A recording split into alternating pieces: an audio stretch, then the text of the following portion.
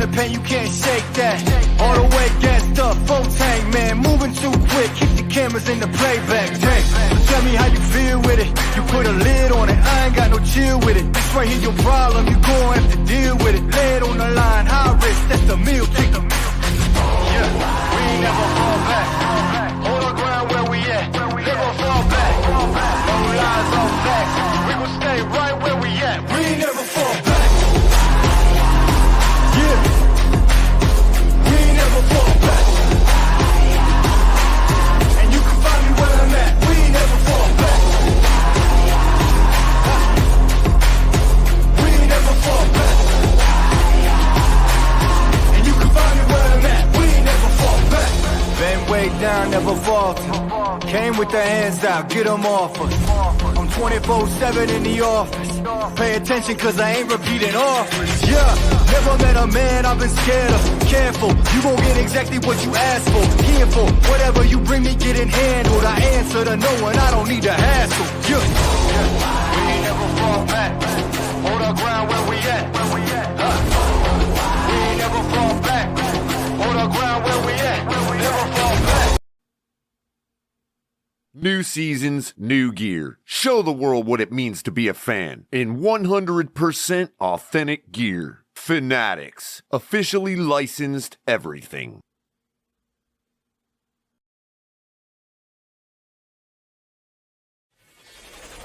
Get ready to dive into a new world of online shopping with the Fins Tailgate. Whether you're a die-hard sports fan or just looking for the latest fashion trends, we've got you covered. With a wide variety of products from your favorite sports teams to stylish accessories and home decor, we're your one-stop shop for all things tailgate. Our easy-to-use website and hassle-free checkout process make shopping with us a breeze. Plus, with frequent sales and discounts, you won't want to shop anywhere else. So come on in and join the party at the Fins Tailgate, your new go-to destination for all things tailgate.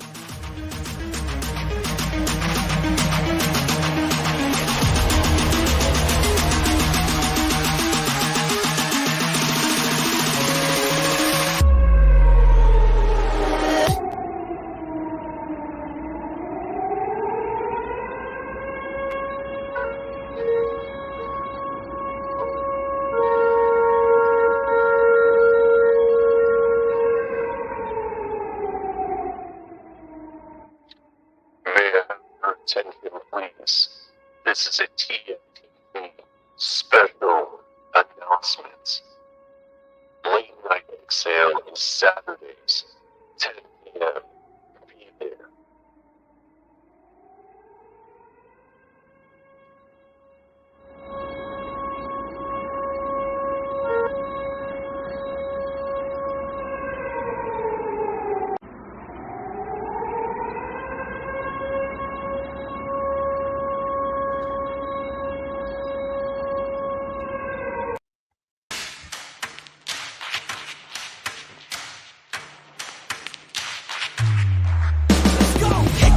Going dark, back from the dead is a miracle, doc. They counted me out, moment of truth, counting it down. Underdog story was down for the count. Back on my feet, back with a mic, back on the beat, back with a family that bang in the streets. The game on lock, I stand with a key. Standing my ground, I am planning to flee. Standing my ground, I am planting my feet. Taking a stand, embracing my destiny, shaking his hand, flipping the script, changing the plans. Up to the top and I'm taking the fans, making them jump, making them dance, making them jump, making them dance.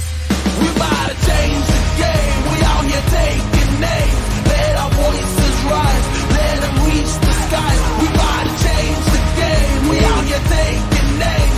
Let our voices rise. Let them reach the skies. Hickory dock, giving them all that we got. Kick on the door, try to knock, but nobody answered. I'm going hard and taking my chances. I keep it moving. Good morning, Fin fans. Welcome to Top of the Tailgate. I am your host, Ali the Persian.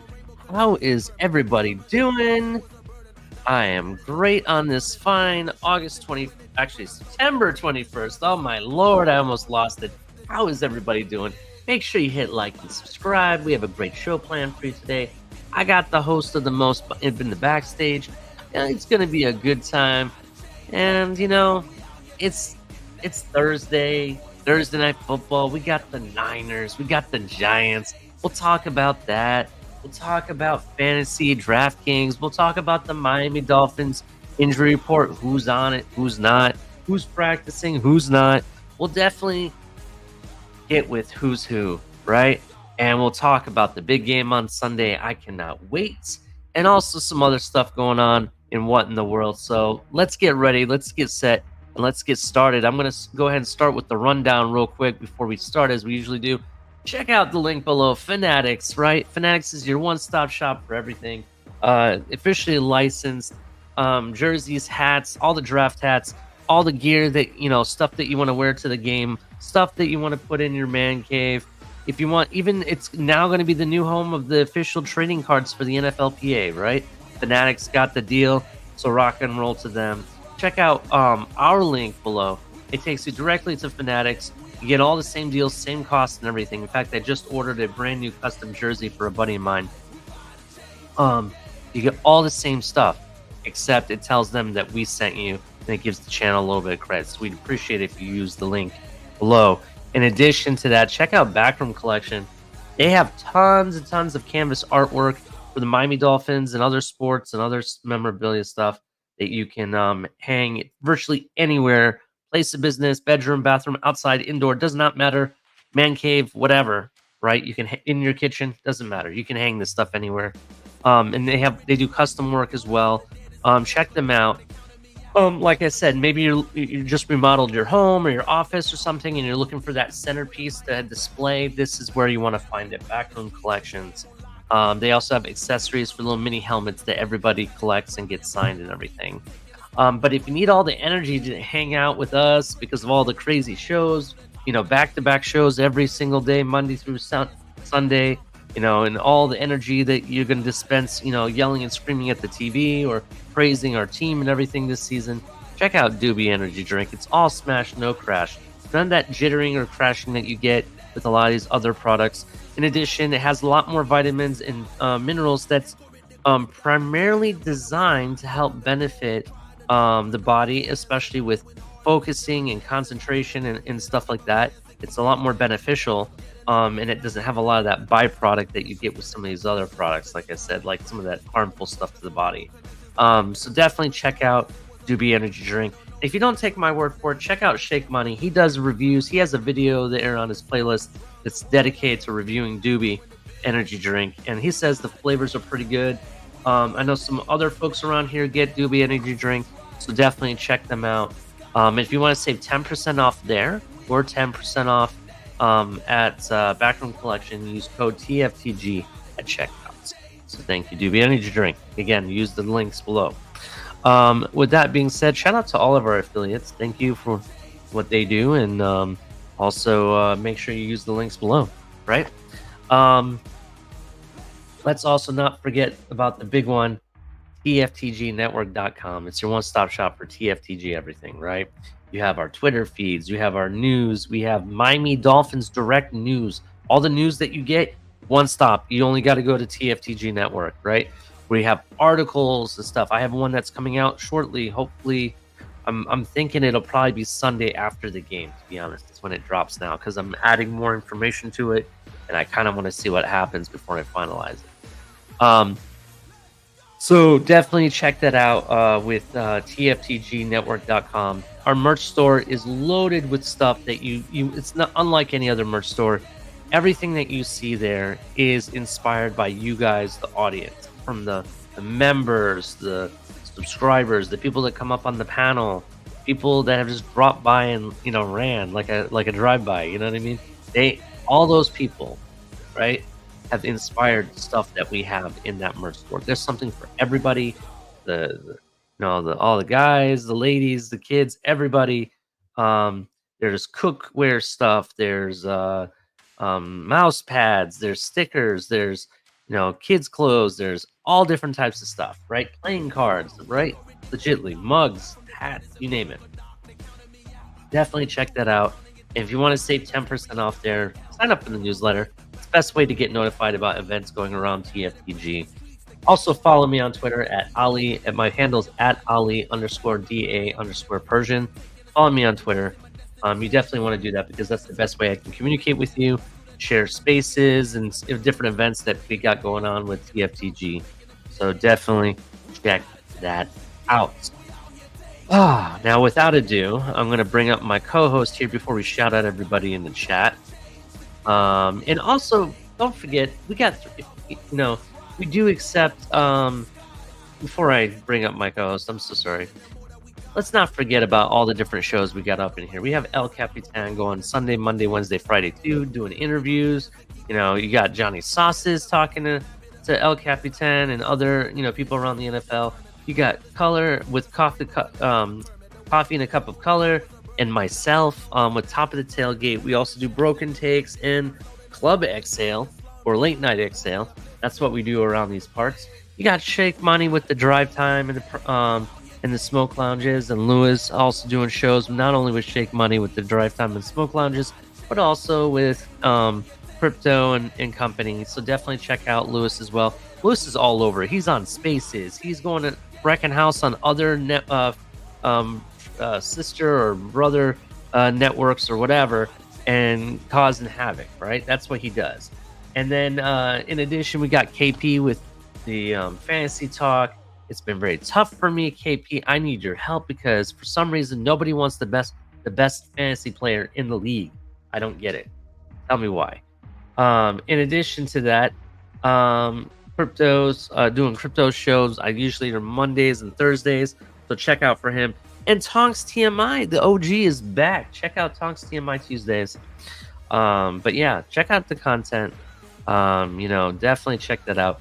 We do accept Cash App, Venmo, Super Sticker, Super Chat if you want to donate to the channel. We really appreciate it.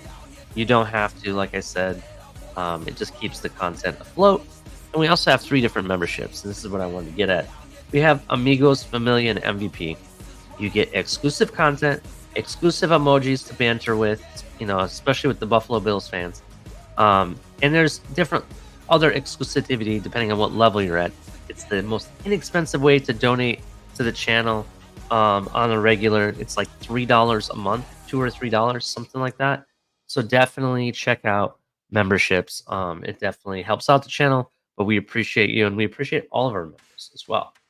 Now, with that being said, since I've got that finished, I'm going to go ahead and bring up my co-host here, and I'm going to play him some good music because he's going to jam out to it. He'll wake up. Yeah, let's bring this up. Color, how you doing? I'm doing great. How about you, Ollie? Every day is a new day. Ooh, there it is. There's the coffee and a cup of color. See all that goodness in there? Yup. They call that liquid ambrosia. Liquid ambrosia. Interesting. Color. Since we're on coffee here, I'm drinking some Seattle's Best. And if you haven't had Seattle's Best, it's Seattle's Best coffee. So definitely check out Seattle's Best Coffee. Publix supermarkets actually have Seattle's Best right now. Buy one, get one. I couldn't say no to it. And I'm currently drinking the breakfast blend, which is not too bad. Have you had the breakfast blend? No. Usually breakfast blends are probably too light for me, so I stay away from them. But it's a medium roast. Yeah, it's a medium roast. It's not bad. I mean, to be honest, most breakfast blends, in my opinion, they all taste the same. Yeah. I don't know what it is. They all taste like water. Kind of. Yeah, exactly. You're absolutely right. So, but I also picked up their Portside blend, which is the one you like as well. So they had some other ones I've never tried before, like the Post Alley, which is a dark roast, and the 64th Bistro they also had, which is a dark roast. I wouldn't mind trying those, but you know what dark roast does to you. It messes with your intestines, and I'm trying to run a show here in the morning, just being honest. What are you drinking?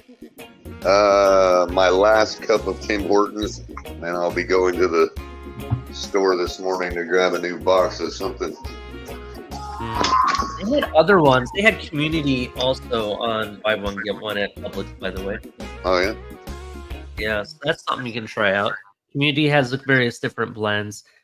It's for being considered not a budget brand, but kind of like an upper value brand, it's kind of like a medium budget kind of. Mhm. It's not bad. They have various different flavors. It's like if you don't want to pay for Maxwell or Folgers, but you want a little bit something close to that. Mhm. Community. That's what you get. You know what I'm saying? Yep. So not too bad, not too shabby. It's Shout out to commie everybody coffee. in. What did you call it? It's commie coffee. Tommy Coffee. Shout out to everybody in the chat. You got Heather Long, always first one here.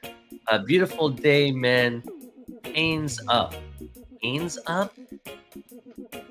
I hope not pains up. I don't want to be in pain. Pain up, pains up. What? I think she meant to put pins up and she voiced it technically.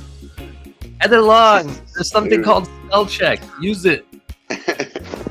Wow, putting it on Heather, man. Unless you're prescribing pain medication where you work since you're in the healthcare business. I don't know. Heather's our coolest member, and you're making fun of her. I know. I'm just picking on her. She knows. Oh, Good she already morning, Heather. autocorrected. She already autocorrected. Fins up, sorry, autocorrect. LOL. Yeah, otherwise I'll leave, man. It'll put you out the pasture. Be careful.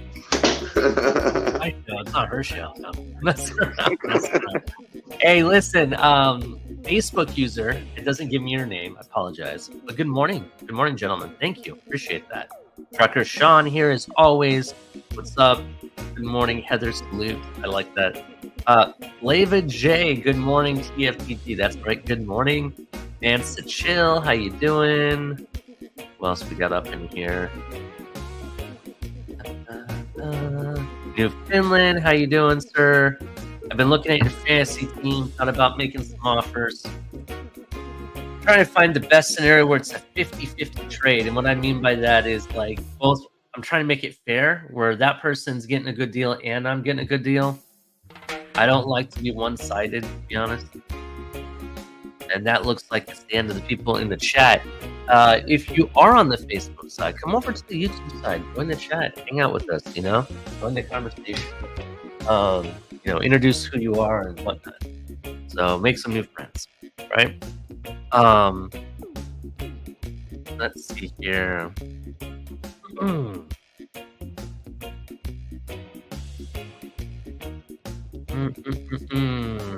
So, how's it going, Color? How are you this morning?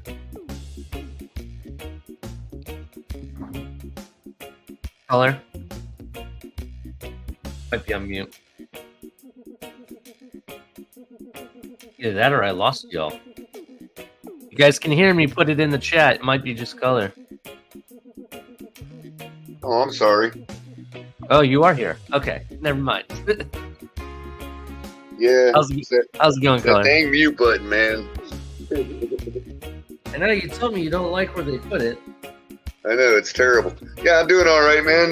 Can't complain. Sun's about to rise. Dolphins are about to go 3-0. That kind of thing. I hear you. Coffee tastes great. Reggae sounds great. So my cat is yelling at me, Color. And I will imitate it. Somewhere there that it sounds like. No, that sounds like a dying duck, to be honest. I don't know. Dying duck. That sounds like one of your Canadian geese just Yeah, pretty much. whatever is dying right now. It's like, or being raped, one of the two. Because ducks like to rape. I don't understand why, but they do. Yeah, they're bad. At least when they mate, that's what it looks like. My favorite type of duck or that type of animal is a mallard, right? I think they look beautiful, right? The green head, the male colors and everything. The females is, they look so plain because they got to hide in plain sight. That's why. Well, anyway, every time I used to have these mallards we used to have this ginormous pond in our backyard when we lived up north in Ohio.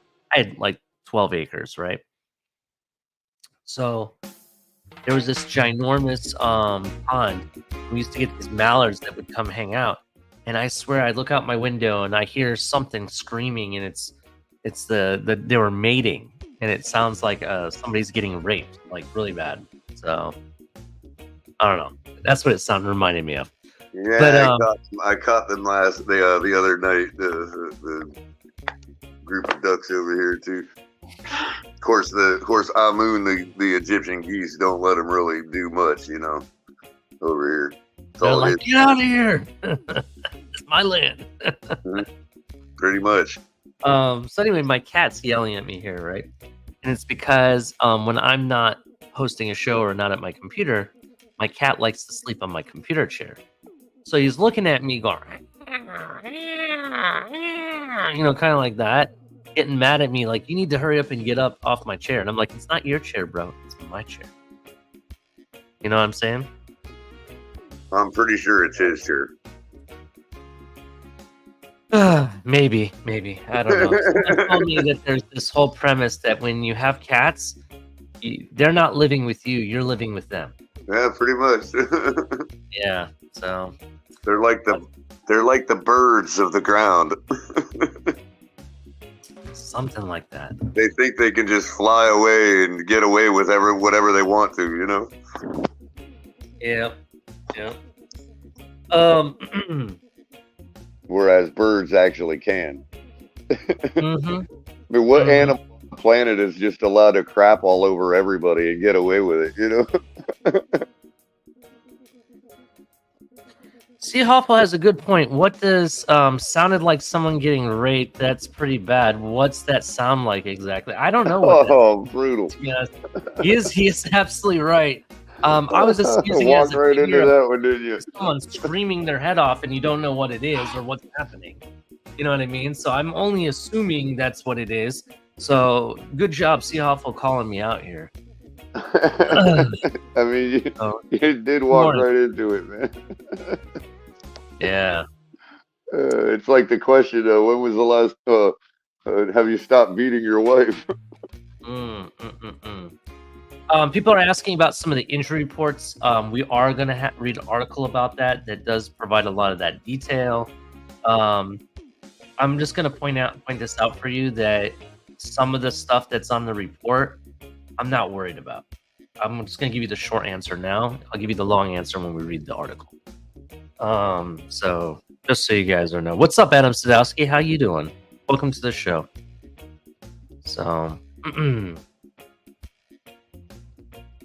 this out. Are you on the road yet, Color? No, not yet. Not yet. Walking Chewy, and then Mom is on her way, so I'll be on the road here in about a half hour or so. Yep. It's 84 degrees. Actually, I take that back. It's not 84 degrees. In Miami, it's currently 79 degrees. Today's high of 85, low of 75. It feels like 84 currently with 83% humidity. There's 3 miles per hour winds, just so you're aware. And there is a high chance of rain, specifically this afternoon. It goes from 16% to 76% chance of thunderstorms. So expect thunderstorms this afternoon and this evening. And overnight, the rate percent of chance of rain is still minimal, around 16%. All right, that's your TFTG Network weather report. Let's keep it going, though, Color. So we had coffee of the week we already talked about. Shout out everybody in the chat. And if I missed you, shout out to you. I apologize. Let's go straight to what in the world. And we have some stuff to talk about here. What in the world is going on out here? So let's first talk about what is going on with the Chicago Bears. Check this out. The FBI, Color, the feds, raided Chicago Bears defensive coordinator Alan Williams' home due to some very serious allegations, these sources tell. The sting found some extremely sensitive content, and Williams will most likely never coach for Chicago. And I didn't have the whole thing expanded, but I'll tell you what it said.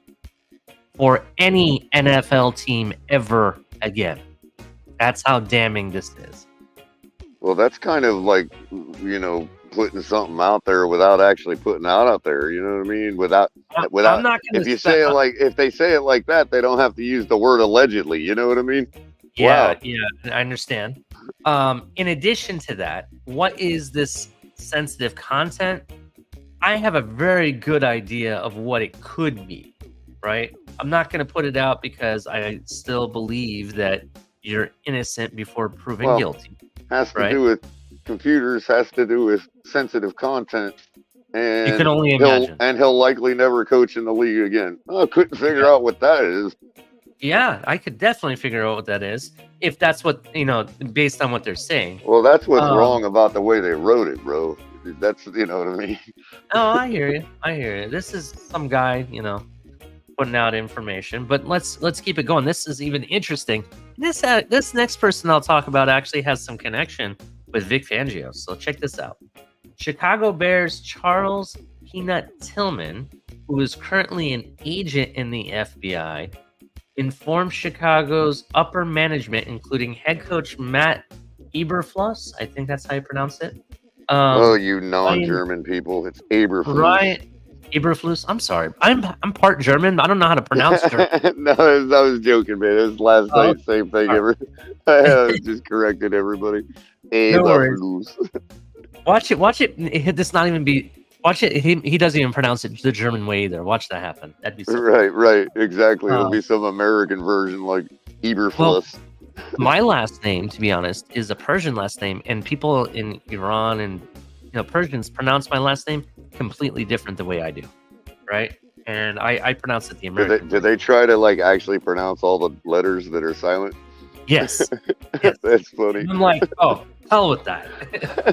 So we've gone this whole time pronouncing it the way that I told you, so, which I won't put out yet. Right.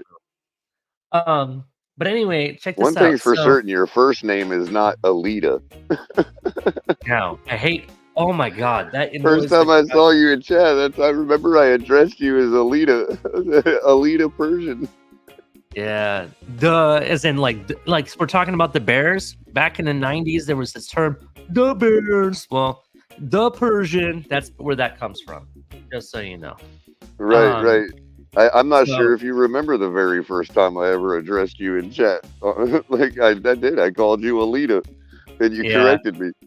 And the funny thing is that I have a lot of soccer friends that I'm friends with here on Twitter and YouTube and whatnot.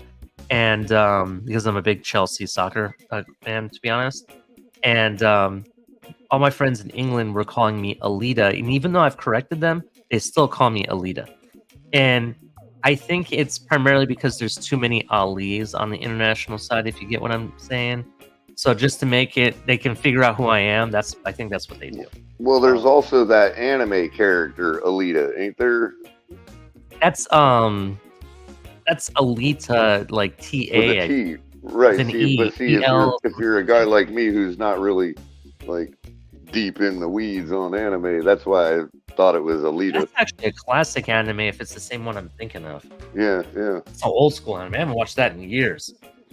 Anyway, let's keep on going with this What in the World. So supposedly he told the GM, the president, Kevin Warren, about DC Allen Williams' house being raided, right? So that is pretty interesting. And if you don't know who Charles Peanut Tillman is, Charles Peanut Tillman was this cornerback that played for Vic Fangio's defense back when they were, top dog. And I believe he's the one that made the signature. Okay, my cats are having a cat fight tonight. Sorry about that, or this morning. I believe he's the guy that created that thing called the peanut punch. Because he had this way of always knocking the ball out of the receiver or running back's hands, causing it to fumble. Kind of like what we saw on Sunday night. You know, right. You know what I'm talking about? It was exactly the same. He did this signature punch every time. So that's how I know who Charles Tillman is. So shout out to him. And this is all rumor. We don't know if this now is they'll call it the Chubb Club. That's probably what they'll call it. Yeah, you're right. 'Cause Chubb was the one that did it, right? He chased the guy down and knocked it out of his hands. Yeah, and he clubbed it out of his hands. The Chubb Club. Yeah, I like that Chubb Club for sure. There was also rumors about not only did they raid his home, the defensive coordinator's home, but there was rumors that they had raided Hollis Hall, just so you know, which is a facility. And from my understanding, they did not. Oh, that's the Bears facility? Yeah. Supposedly they did that, but according to people from that are, part of management or whatever, the Bears, they said that was never done. So I guess it was just a rumor. I won't be surprised if they go to his office to verify stuff. I won't be surprised. But I don't think they would necessarily raid the building, so to speak. You know what I mean? Right. I don't know. I don't know how the FBI works. I have no idea. I don't work for them, so I don't know. It would be more like a soft raid. Like they would go to the executives and be like, "Hey, we're going to exercise this warrant," and hey, we just need to check the premises of anywhere this guy would work. You just tell us. Right, and the executives would escort them into the place. You know what I mean? Yeah. It's not really raiding. It's really we just need information. That's all. It would be in the technical sense. It's just exercising a warrant. That's all raid is anyway. Exercising a search warrant. Yeah, that's true. It's or not a warrant to enter the building. Like how you see in the movies, technically. Right. And, actually, I wonder if they do tear. Even the technical term for that is exercising a warrant. You know what I mean? Yeah, that's true. Definitely. All right, let's keep it moving, color. So next one on What in the World. So head coach Kevin Stefanski told reporters that Jerome Ford is going to be the team's starting running back going forward. This also comes after the fact that they just re-signed Kareem Hunt for a 1-year, $4 million deal. Surprising. I thought Kareem Hunt wanted the right deal to be the starter, to be honest, not to be a backup. Oh yeah, right, yeah. But it plays into their hands. It'll be bring him home. No, I'm kidding. Well, now it's too late. That's what the Browns said. That's true. That's what they aren't lying. He's definitely from Northwest Ohio. He played for University of Toledo, so yep. Let's keep it going. One of the best names in the AFC. Definitely. Other news, talking about trades and signings and stuff. Rams sent running back Cam Akers to the Minnesota Vikings for a swap of the 2026 draft picks, per sources. So Rams picked up Cam Akers. I kind of knew that running back was a need for them. With Cam Akers there, I could see Gaskins maybe being dropped after he was signed initially by them. We'll see what happens. Maybe they'll keep both. Because then they would have Akers, Madison, I think his name is. Madison, yeah.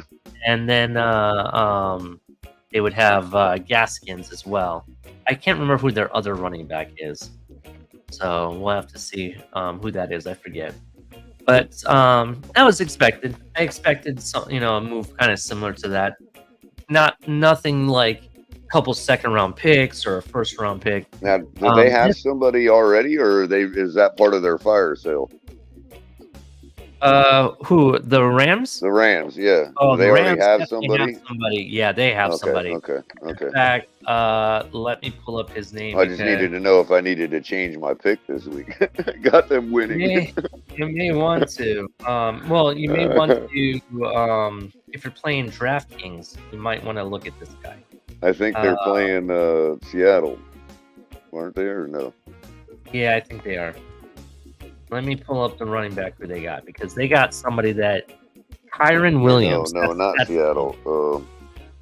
I can't remember right now. Yeah, they got Kyron Williams. Kyron Williams definitely put up some fantasy points. I want to say over the weekend against the 49ers. So whoever has him in fantasy, good job. Let's keep moving with the information. That was likely a Rams fan.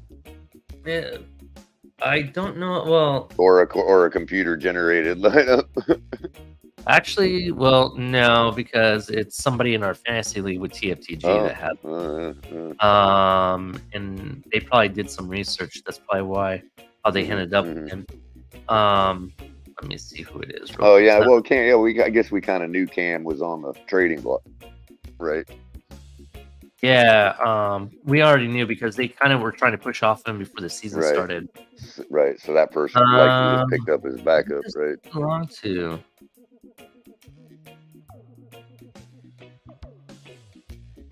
Guardians of the End Zone. Whoever owns that has him. I want to say that's gosh, I knew who. They said who they were last time. It's one of the regulars. I can't remember who it is off the top of my head. Like Flipside or somebody, not Flipside. Arthur Ray. I think that's one of KP's friends. Okay. I could be wrong though. If I know who you are and you go by a different name, I apologize. Sorry. It's up to you. All right. Let's keep it going. This next guy color is a hurricane, so we'll talk about him. This is crazy. Miami tight end Cam McCormick is petitioning to become eligible for a 9th year of college football. The 25-year-old McCormick is currently tied for the longest collegiate football career in FBS history. Who is this guy, Color? Is he Van Wilder of the Miami Hurricanes? The guy that just wants to live in college and never graduate? Holy crap. Is that what Van Wilder is? I've never seen that movie. That sounds well, it's pretty the Ryan funny. Reynolds movie. Very funny. Kind of has, I believe it's brought to you by National Lampoons, but I could be wrong. Van Wilder is about this guy who's in college, and he's like the most popular guy. Has his hand pretty much in everything. All the ladies love him and whatnot. And he gets away with pretty much everything in college. And he's been going to college for like 7-8 years, something like that. And his dad finally decides to pull the plug on his money, and he has to figure things out.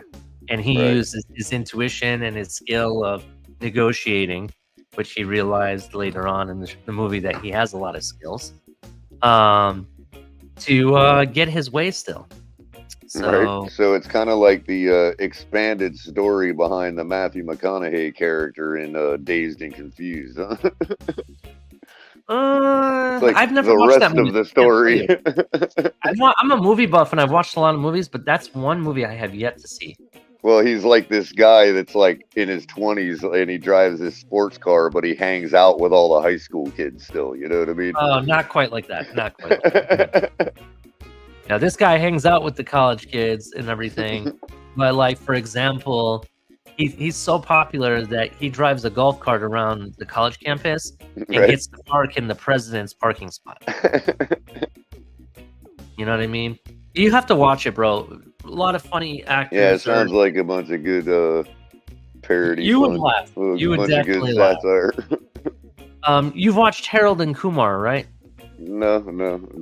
No? Oh my God! I kind of got out of satire when I got into my 30s, bro. I just lost interest. Well, I figured you'd watch it because Harold and Kumar go to White Castle, you know, and it is very funny, especially knowing you. I think you would get a kick out of it, to be honest. But the guy that plays Kumar, and I cannot think of the actor's name. He actually plays. Isn't it Ali G? That's not Ali G. No, that's Sasha. Not the same guy. No. Oh, that's who I was thinking. That it was Sasha Cohen that played. No. Kumar is okay. He's not that guy that plays in all the Egyptian movies, is it? No, side guy. You know? His name is Cal Penn. Okay. That's his name. He's the guy that was a comedian, actor, and then I believe he decided to leave acting to be to pursue a I believe he would, and I could be wrong, but I believe he went to do some service for President Obama during his reign, and I cannot remember what he did exactly. They made him like some official an ambassador or something. Yeah, ambassador, some ambassador of some. they Kind made of like what's his name with Korea, North Korea. Yeah. Surprisingly, Dennis Rodman. yeah, surprisingly, and this is kind of interesting. It seems like a lot of actors nowadays, specifically comedians, I've seen this. There are a lot of comedians that hold a very high degree in college and whatnot, and not in the field that they're in. To give you an example, right? And this, let me pull up her. Let me pull this You up. realize they're all the class clowns, right? Yeah, Like I guess all the that's, class clowns growing up. That's what they all became. They either became politicians or comedians. yeah. Like all the politicians are all the C students that copied off each other and were the class clowns. You know what I mean? Yeah, definitely.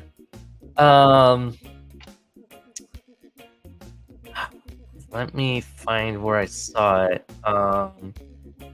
Yeah, see, like, for example, this guy, he double majored in sociology and film at UCLA. The one Asian actor I'm thinking of, he's actually a surgeon, a full-fledged doctor, bro. And he plays, he's a comedian. He plays in movies and stuff. And then the other person, she's from that show Big Bang Theory. That's how I know her primarily. Okay. And I cannot think of her The name, but she Asian also guy you're talking about, is that the dude that plays like plays in a lot of the chick flicks?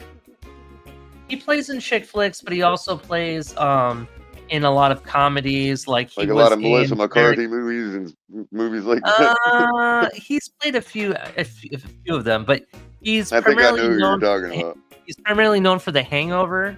He was the Okay. crazy Asian guy that jumps out of the back of the car naked. They open up a hood Okay. and he jumps out naked. That's what I'm talking about. He's also on that network show, The Masked Singer. He's one of the judges, or whatever they call them. I can't think of his name, but he's a full blown surgeon. The other person I was thinking about from Big Bang Theory, she actually is either the host or was the host of Jeopardy for a little bit after what's his name passed away, right? And she's a full blown physicist, like theoretical physicist, or what do they call that? So she has her full degree and all that kind of stuff. Yeah, So- there's another one too that played in a Star Trek episode. I mean, obviously that makes sense, but she wasn't like a scientist or anything. She was just like a civilian character in Deep Space Nine in one episode. And I was watching a interview, like one of these theoretical physicists giving a talk or whatever, and he was like interviewing her. I'm like, no kidding, that's crazy. She's all into like all that stuff, man. Yeah, it is interesting sometimes. The only thing I don't like is when some of these celebrities try to you know, they try to get us to appeal to their authority just because they're well traveled. You know, like I'm an actor and I've been around the world, so I know more than you. You know what I mean? It's like that's the stuff I can't stand, man. I mean, if you got a legit degree in something else, that's cool, you know. But these people that are like, I'm an actor and I'm a celebrity and I've been around the world a dozen times, so I must know more than you. You know, it's like no, you don't. It's this kind of funny. Like the one lady I'm talking about that was the host of Jeopardy. She's so cool, bro. I love her character in a lot of the stuff that she does. And when they talk to her, she's like this down to earth person. You know what I mean? She didn't play in Orange Is the New Black, did she? No, no, not at all. That's the face I'm picturing. Hold on, let me pull up her name, because when I say her name and I pull up what she's been in, you'd be like, "Oh, I know her," because I want to say she was in a popular 90s or early 2000s series. One second, hold on one second.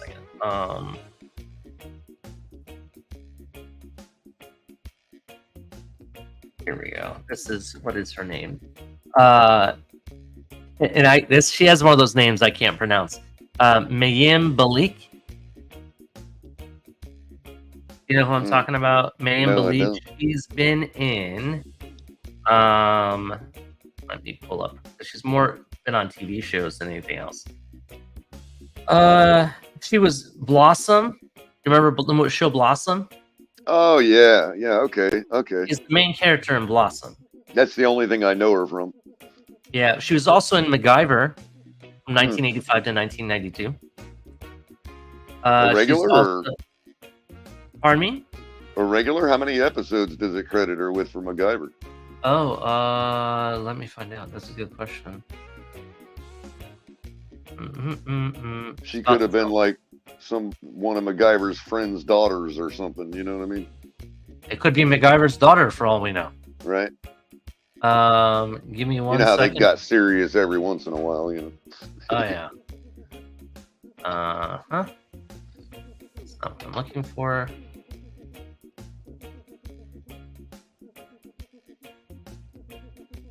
What did it do? Here we go.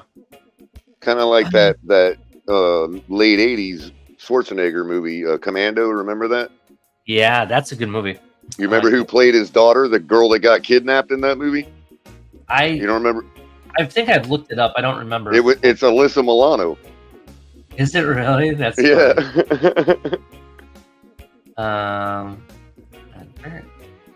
Where does it tell me? That's not what I wanted. You know, some things IMDb is really good for it, and then some things it's not.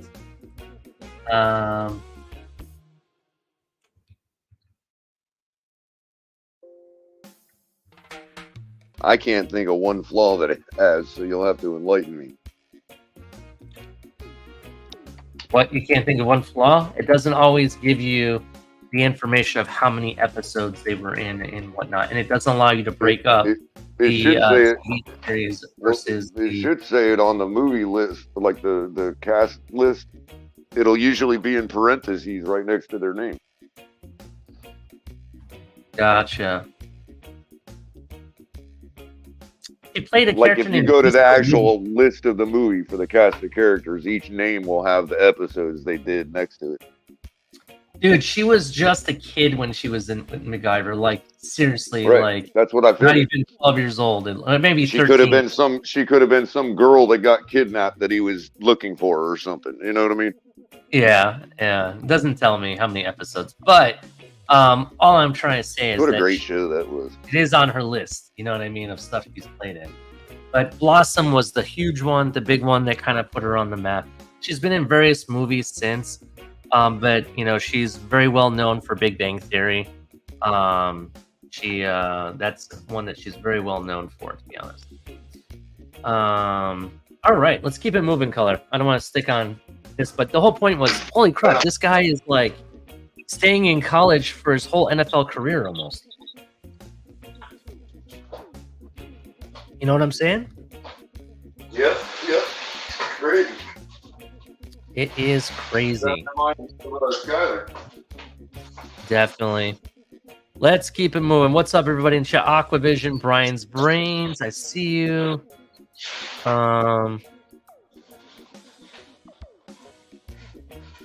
Did Delusional change his name? Or does he have me blocked? I don't know. Why is he not showing up in yours? In StreamYard, I do not see Delusional, but I see people saying Delusional, ha ha ha ha ha. Well, you should still see him. You should still see him in StreamYard no matter what. I used to. Let's see. Do you see him? I don't see him. No, I don't. I see people talking about Delusional Patriots fan and whatnot, but I don't see him Delusional, are you blocked? Maybe he can't tell us he's blocked. Why do other people see him, though? Oh, that's true. That's true. StreamYard acts no, they don't like you for some reason. I don't know why. Maybe they... I have no idea why StreamYard doesn't like you. No offense. That's weird. Richard McLean, what's going on? It shows me AB. Oh, Aquavision is trying to say that he thinks Richard McLean is delusional. I thought you were talking about delusional Patriot fan. No, Richard McLean. No, Richard McLean's a Dolphin fan. He's a diehard too in here. With all due respect, I'm not trying to throw shade on him. He actually asked me a question earlier if I if I'm still a non-believer in Tua, and if so, is it because of the short throws? Well, first of all, I would just say, Richard, that I'm not. I mean, I'm a non-believer just because I'm a non-believer in anybody. I mean, there is some things he's given me to believe in, so yeah, I wouldn't necessarily call myself a non-believer anymore per se. And no, it don't have to do with the short throws. That stuff happens. I think he just gets out of his mechanics on them long throws, and gets a little too excited, gets a little happy feet, gets a little out over his skis on him. But I don't think that he has a problem throwing deep. It's just a matter of when and to who and to how many defenders are there. But no, I mean, I don't think that Tua is any bit of our problem right now at all. If anything, he could, he's shown me that he could likely will us to a win, which is what we really want to see out of a franchise quarterback. So, this week's going to be a good one, man. I'm really excited to watch this week because Aquavision is. You got to do what you got to do against this junk team, and you could see a situation where the team comes out flat, and maybe Tua has an opportunity to put it on his shoulders. Yeah, Aquavision says that Ali Tua is also a full-blown surgeon on the field. But yes, I do agree. Tua is a surgeon on the field, but in reality, he has a degree in communications. Just so you're aware of that.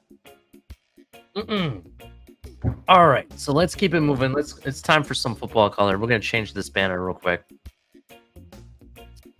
Here we go. Time for some football. So let's talk about some things with our team specifically. Can A-Chain likely gets his chance to shine against the Broncos? So this is true, specifically with questions regarding Savon Ahmed with his groin injury.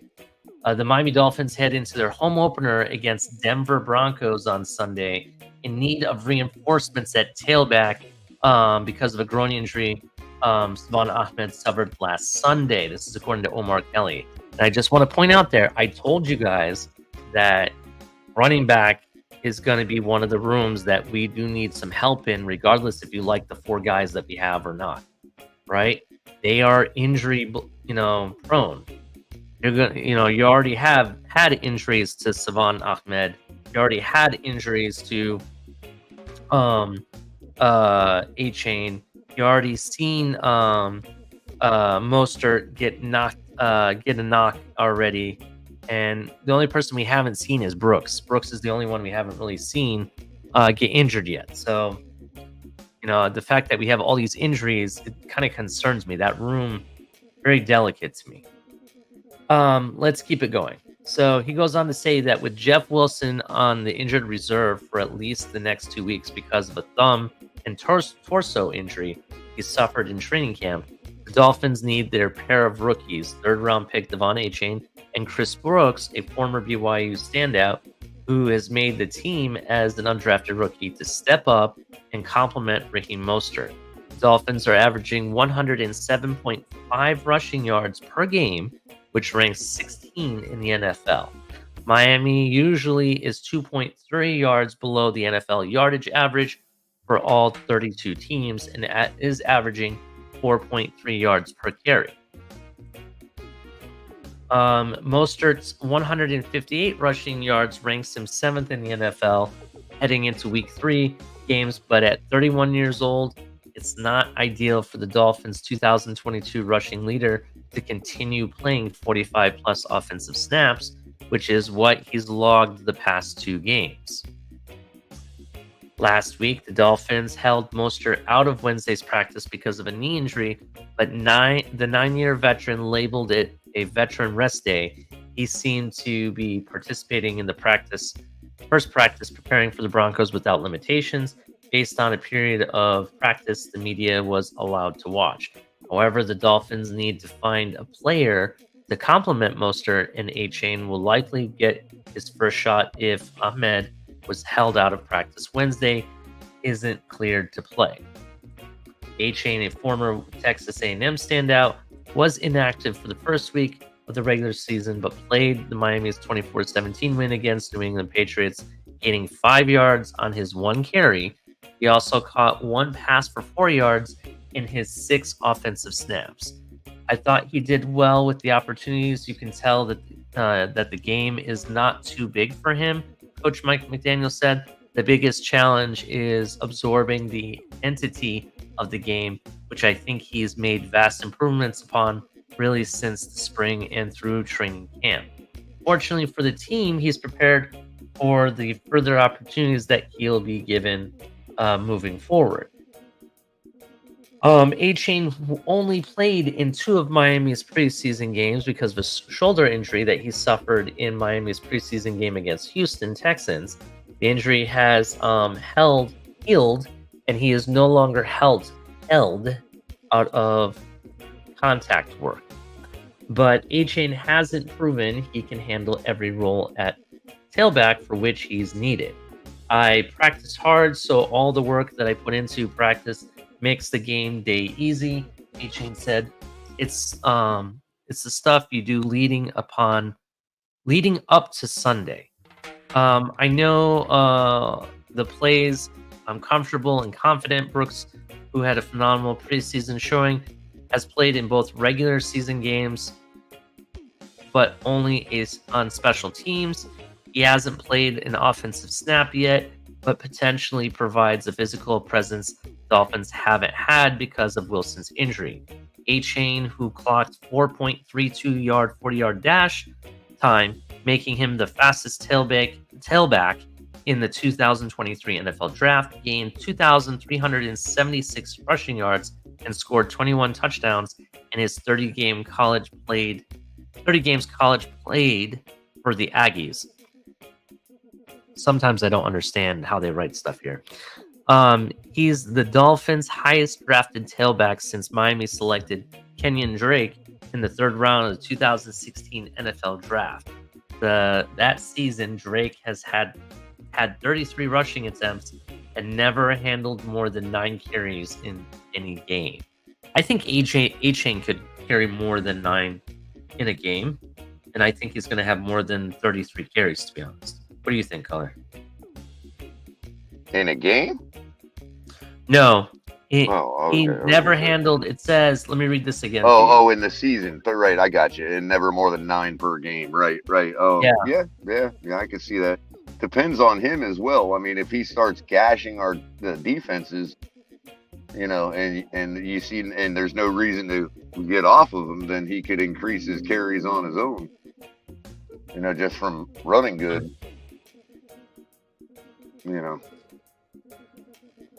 I really want to play Brooks again like I did week 1 for a sleeper, but I feel like he won't get the ball again and it'll all just be A-Chain. But as soon as I pick A-Chain, Brooks will get the touchdown. Yeah. So my phone's blowing up right now, Color. I got people sending me messages of the actor. I couldn't think of his name. That's the surgeon. His name is Ken Jeong, just so you know. He's an American actor, comedian, and physician. Actually, he's a full-blown physician. So I thought that was kind of interesting. So thank you for sharing that, people. I really definitely appreciate that. So listen, this is going to be a big game for A-Chain. A-Chain needs to step up. We definitely need A-Chain and Brooks to step up to complement the football with Raheem Mostert. Can they do it? Sorry, Ellie. Yeah, that's the guy. Exactly the guy I was thinking of. That is the actor, the comedian I was thinking of. Is it? Okay. Yeah, it is. Yeah, that's funny. But anyway, yeah, like the running back room is definitely delicate. We need these guys to step up. This will be the big question mark for them. Can they handle it? Can they handle a Sean Payton-led team, especially their defense? Are they going to be able to absorb the game? Will they be able to slow the game down for themselves? You know what I mean? These are questions that they're going to have. We're going to find out if Miami really needs to necessarily look for another running back or not, I think, in the next 2 games because of Savon Ahmed being out and you already have Jeff Wilson out, and Mostert only, being 31, and the fact that his load needs to come down a little bit. You know what I mean? We're going to find out really what this running back room is going to be made of in the next 2 games. So we'll see what happens. Let's keep it moving, though. Do you have any final comments about A-Chain before we move on? Or the running back room? Nope. Just thinking,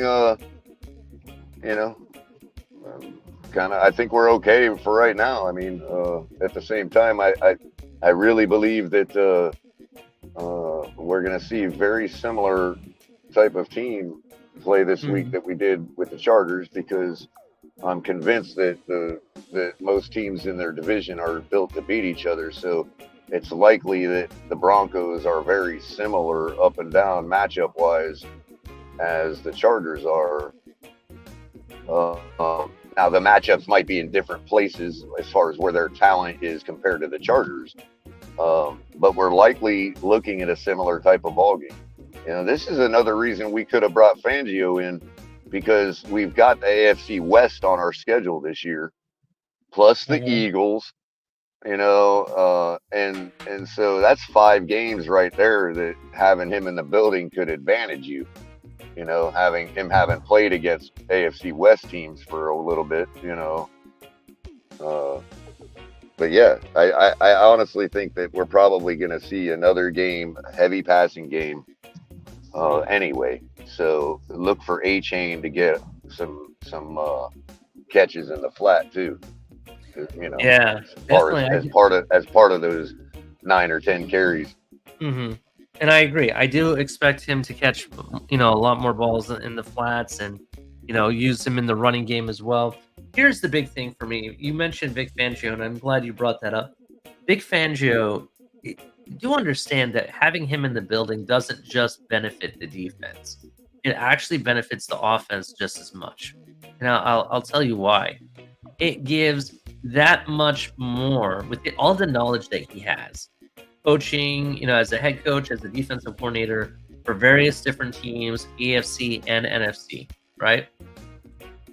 All that knowledge that he has, he can turn around and then provide his knowledge to Coach McDaniel to help exactly, which is what we suspect the role he was playing as a consultant with Philadelphia, right? Mm-hmm. Now, remember what I said about us playing 4 AFC West teams this year. Who was the opponent that the Eagles had to face in the Super Bowl? An AFC West team. So yeah, it makes complete sense. Yeah, I mean, you sit there and you can be looking down at the defense that the opponent is running, and he'd be like, okay, this is their scheme. He can break it down for him to figure out where the weak points are. You know what I mean? That's basically kind of why it's good to have a super smart defensive coordinator in the building with you. You know what I mean? And I honestly think that they're going to work hand in hand to help out each other. You know what I mean? Because just like the same where McDaniel can absorb knowledge of the defense that he's playing against from Vic Fangio can absorb that same knowledge on offense, what they're doing, because McDaniel can break it down for him, be like, listen, this is the style of offense they're running. This is what they're doing to block here. These are the weak points in this offense. Do what you can to exploit that. You know what I mean? That goes hand in hand, if you know what I mean. But let's keep it moving with this this article. We're gonna get into the injuries. People were asking about what's going on with Tyreek Hill and stuff. So Alan Papart put this out. The Miami Dolphins had a lengthy injury report Wednesday as they began full preparations for Week 3 game against Denver Broncos through only running back Savon Ahmed.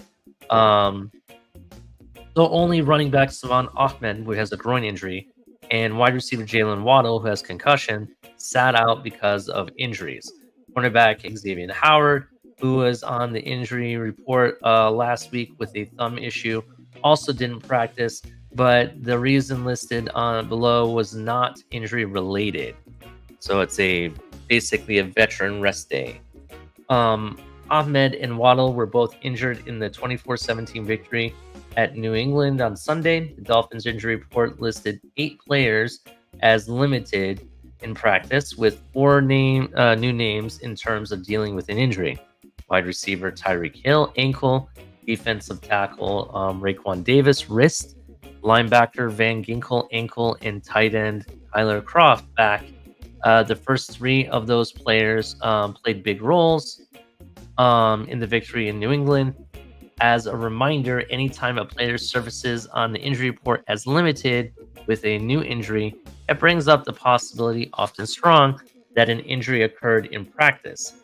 In Hill's case, though, he appeared to be limping at one point in the game at New England. We've seen this before. He had a calf injury, I want to say it was last year, and he played through it. You know what I mean?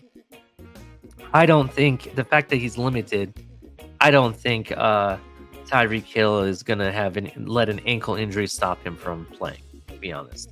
I think he'll play through it, to be honest. We'll see. We'll see what happens. Well, he did come back in the game and play on it last week, so you know. Yeah, so I honestly think they just put that as a precaution. In regards to Waddle, yeah, it's concussion protocol. You don't expect them to, you expect them to be very limited. You know, I don't know what phase of the concussion protocol he's at this point. I can't really speak to that. In regards to Van Ginkel and Raekwon Davis, this is the first I'm hearing of it. So I have no idea what happened with them. So I don't know. Tackle Teron Armstead, back, knee, and ankle, it says.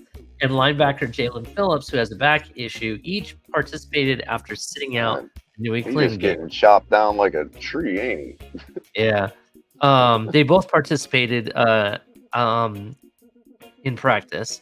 They'll be able to play against Denver, according to the news, what I'm reading here. I'm saying, with the idea that they'll both be able to play against Denver. Also listed as limited was defensive back Elijah Campbell, who has a knee, and tight end Julian Hill, who has an ankle injury.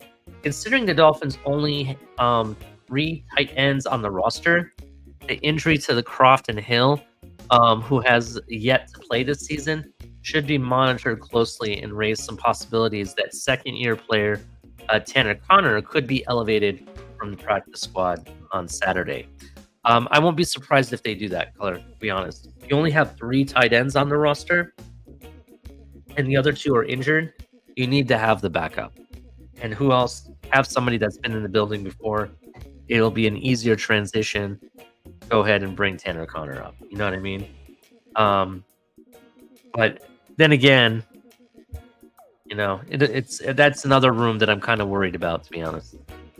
You know, there's the 3 rooms I'm kind of worried about when it comes to our team is defensive tackle, because there's a big talent drop off from the 2 other guys they have on the roster versus the first 3, and then the running back room, and now the tight end room. You know what I mean? Because there's so little limited guys. Half of them are injured. You already have a weak room. You know what I mean? Right. That's kind of where I'm at.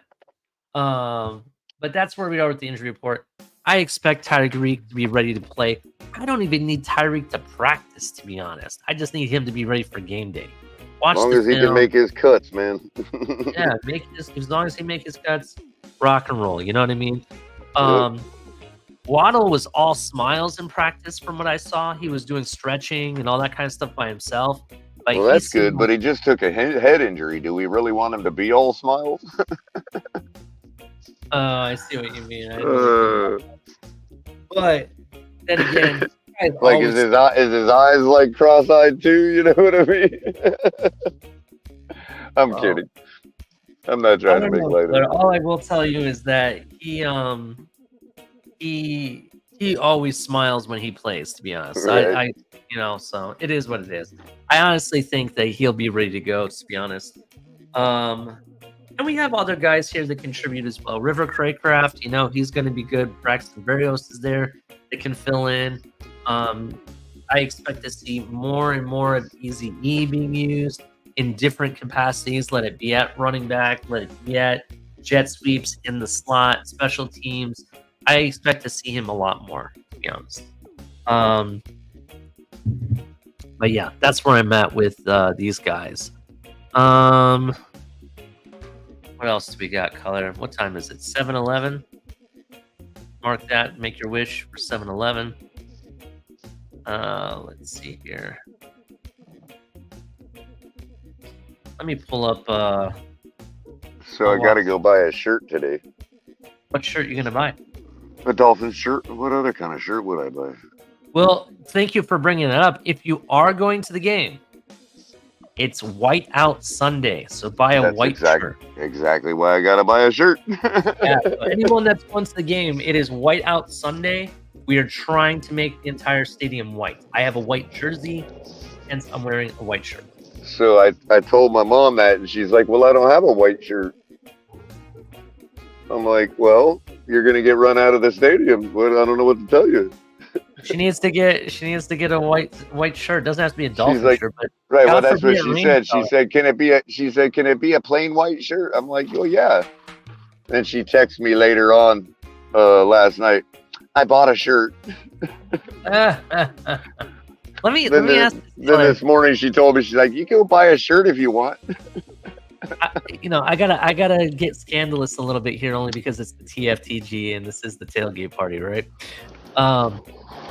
If we have an entire stadium full of people with white shirts and it rains, did we just beat the Guinness World Record for the largest wet T-shirt contest? I'm thinking that's what they're trying to do, bro. To be honest with you, Just bunch of saying if perverts, it man. rains, and I hope it doesn't rain, but I'm just saying if it does.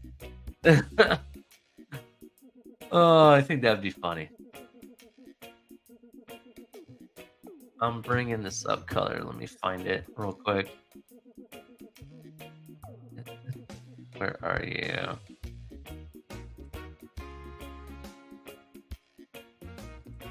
Where are you?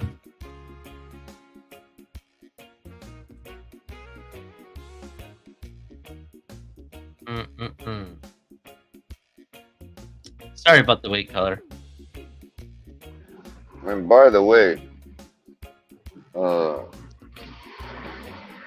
don't think we should have to worry about Russell Wilson moonshots too much down in Miami this week.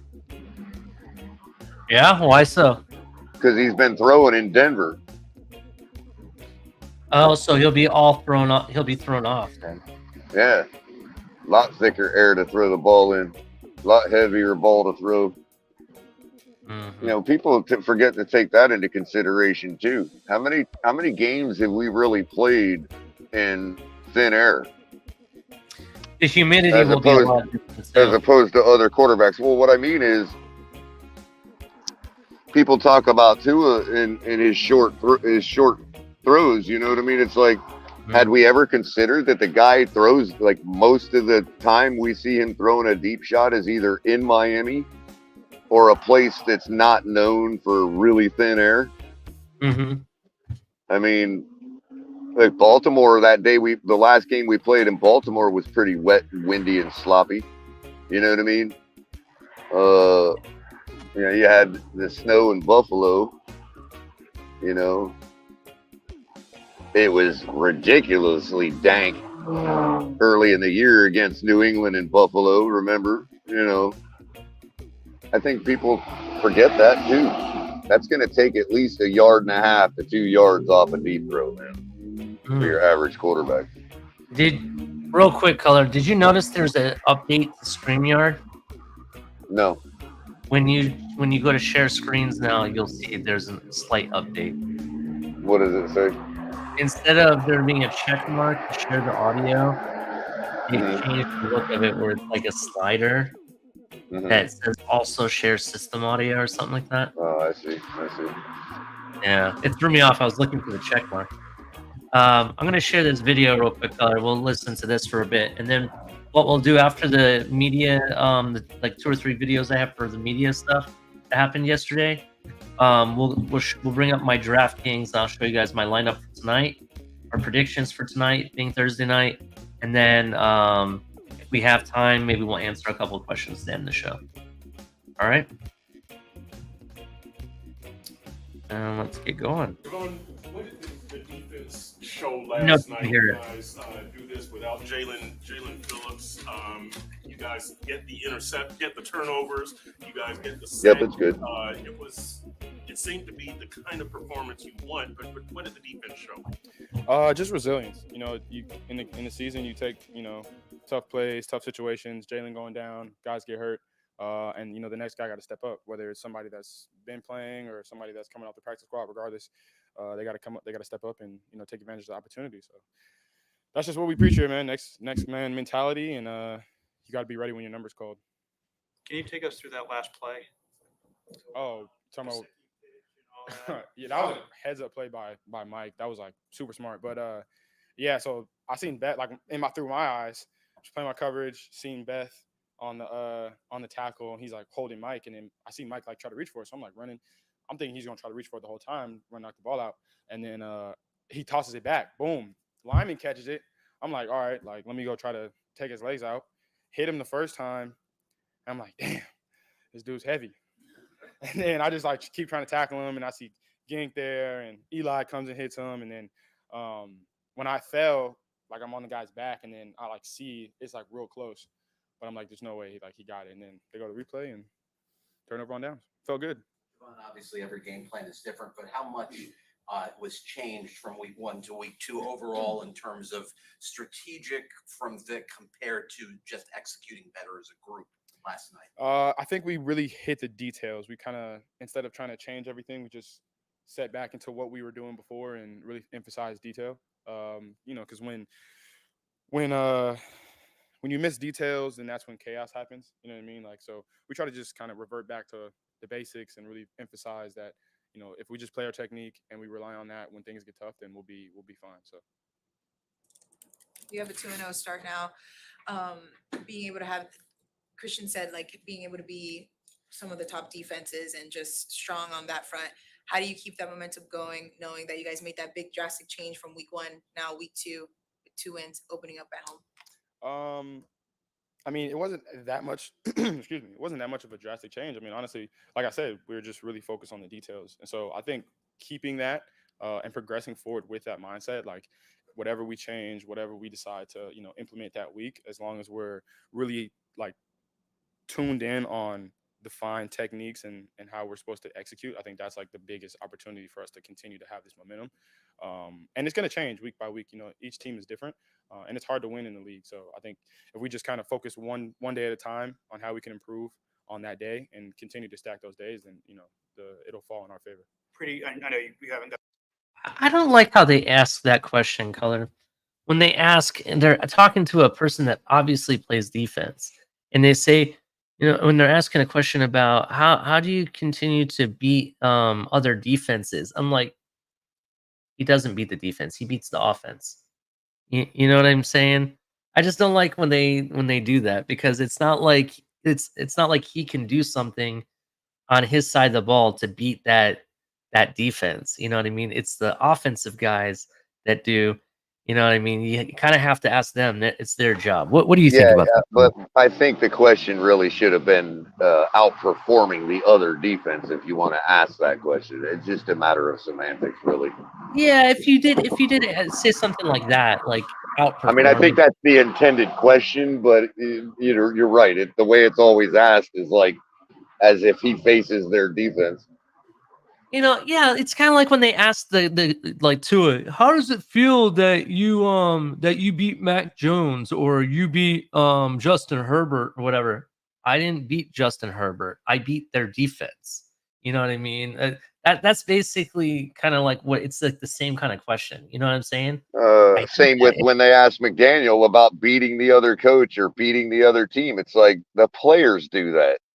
Yeah. If you ask about out coaching the other coach, that's different. The only time that this actually makes sense to ask these types of questions are to high school players, especially for the teams in high school that play two-way football.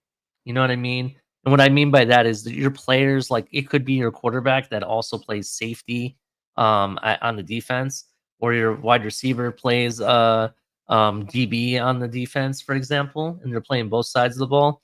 That's when it makes sense to ask these types of questions. But in professional, secluded to one side of the ball, and it's not. I just don't like the way they ask it. Now, if they say outperform, okay, that makes sense. You're right, Color. You're right.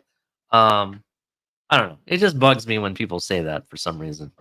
My pet peeve, I guess. Well, it's part of human laziness. Again, out coaching is too long a word than just say, beating the other guy. It's like, okay, you're not Mhm. really beating the other guy, you're out playing them, but but yeah, same with coaching.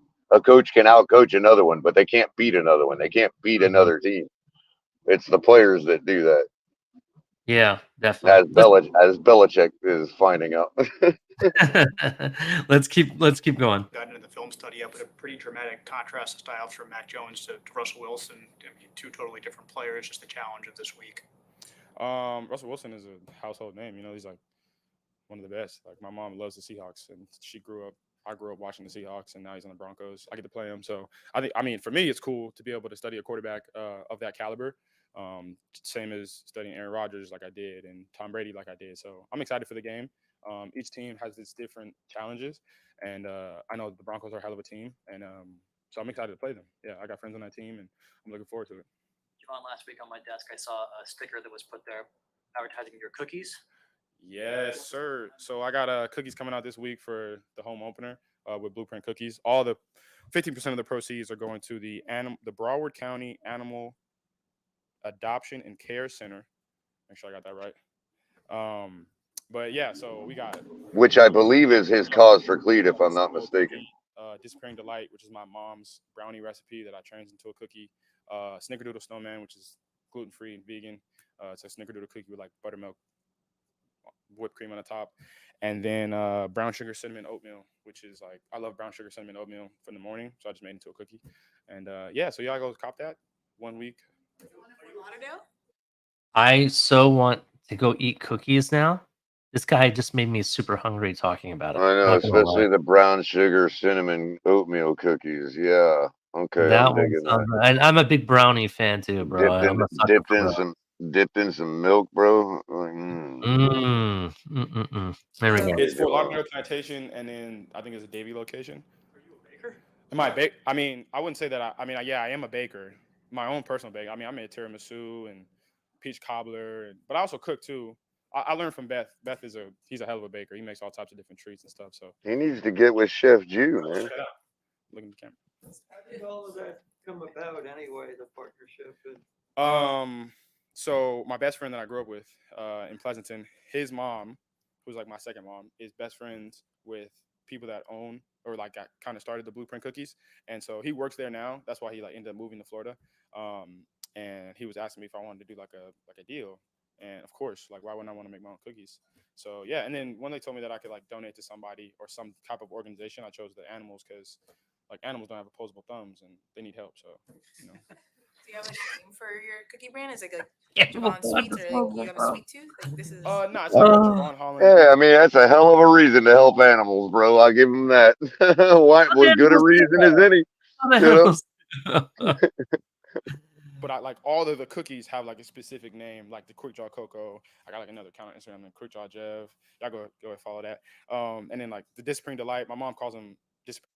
We need to hook Chef. Or first of all, we need to go get our TFTG ambassador, Chef Jew, right? The official ambassador of TFTG, and hook him up with a deal with Javon Holland. Because you could imagine Chef Jew and his catering business with these cookies. You know what I'm talking about? Or some kind of show segment with Chef Jew and Javon Holland baking cookies on Christmas or something. Yeah. We gotta man talk to Kadeem. Kadeem's the guy, bro. Damn. Be like, it ain't for us, Kadeem. It's for a good cause. It's for our ambassador to the dolphin community at large, Chef Jew. That's right. These two definitely need to hook up and bake some cookies, man. Definitely. And I also want to try his cobbler he was talking about. Peach cobbler he makes. There we go. Spring brownies. So that's where that name came from. And then Snickerdoodle Snowman, nickname Snowman.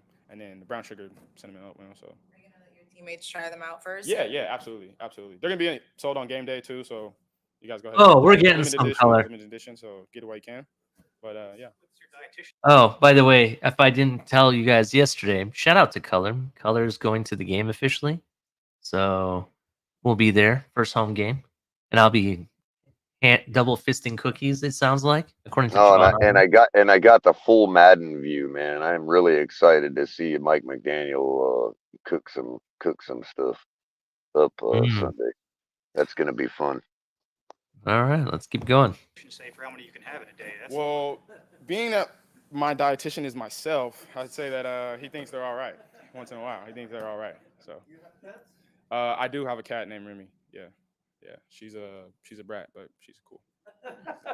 Released by Blueprint Cookies. What is that? I mean, aren't they all? Blueprint Cookies, yeah. Davie, Fort Lauderdale, and our plantation, Fort Lauderdale. I think Pembroke Pines. Really good cookies, by the way. They do have really good cookies. Seriously, like this red velvet one. Is there a cat guy? Need to get a distributor up in Palm Beach County, bro. Dang, man. I mean, I'm a cat guy, but I'm also like my sister has a cat, and I named him Pluto, so it's like my nephew cat, and then like I got a dog named Moose, so I'm kind of both. But if I could lean towards one, it'd be like a cool cat, and like He's got a dog named Lewis. Are you kidding me? I thought you said Moose. I thought you said Moose. I thought he said Lewis. Let's rewind that. I want to listen to that again. I do have a cat named Remy. Yeah. She's a brat, but she's cool. Released by Blueprint Cookies. What is that? By Blueprint Cookies. Yeah, Blueprint Cookies. Yeah, Davie, Fort Lauderdale, and our plantation, Fort Lauderdale. I think Pembroke Pines. Really good cookies, by the way. They do have really good cookies. Seriously. Like this red velvet one. Is there a cat guy versus dog guy debate that ever breaks out? Like I wouldn't picture you as a cat guy. I mean, I'm a cat guy, but I'm also like my sister has a cat, and I named him Pluto, so it's like my nephew cat, and then like I got a dog named Moose. So, Oh yeah, Moose. Okay, I was gonna say, man, what a coincidence that would have been, man. Oh my god, we got a dog named Lewis too. He's called a rabid dolphin. This is true. But yeah, that's a dog. That's a dog, by the way. DAWG, Lewis, not a dog. Yep. Hold on 1 second, Connor. Getting the next video lined up here. But yeah, that was Javon Holland. I actually really enjoyed listening to him about his cookies, and I learned a little bit more about him. You know, he sounds like he's a dog and cat guy, kind of.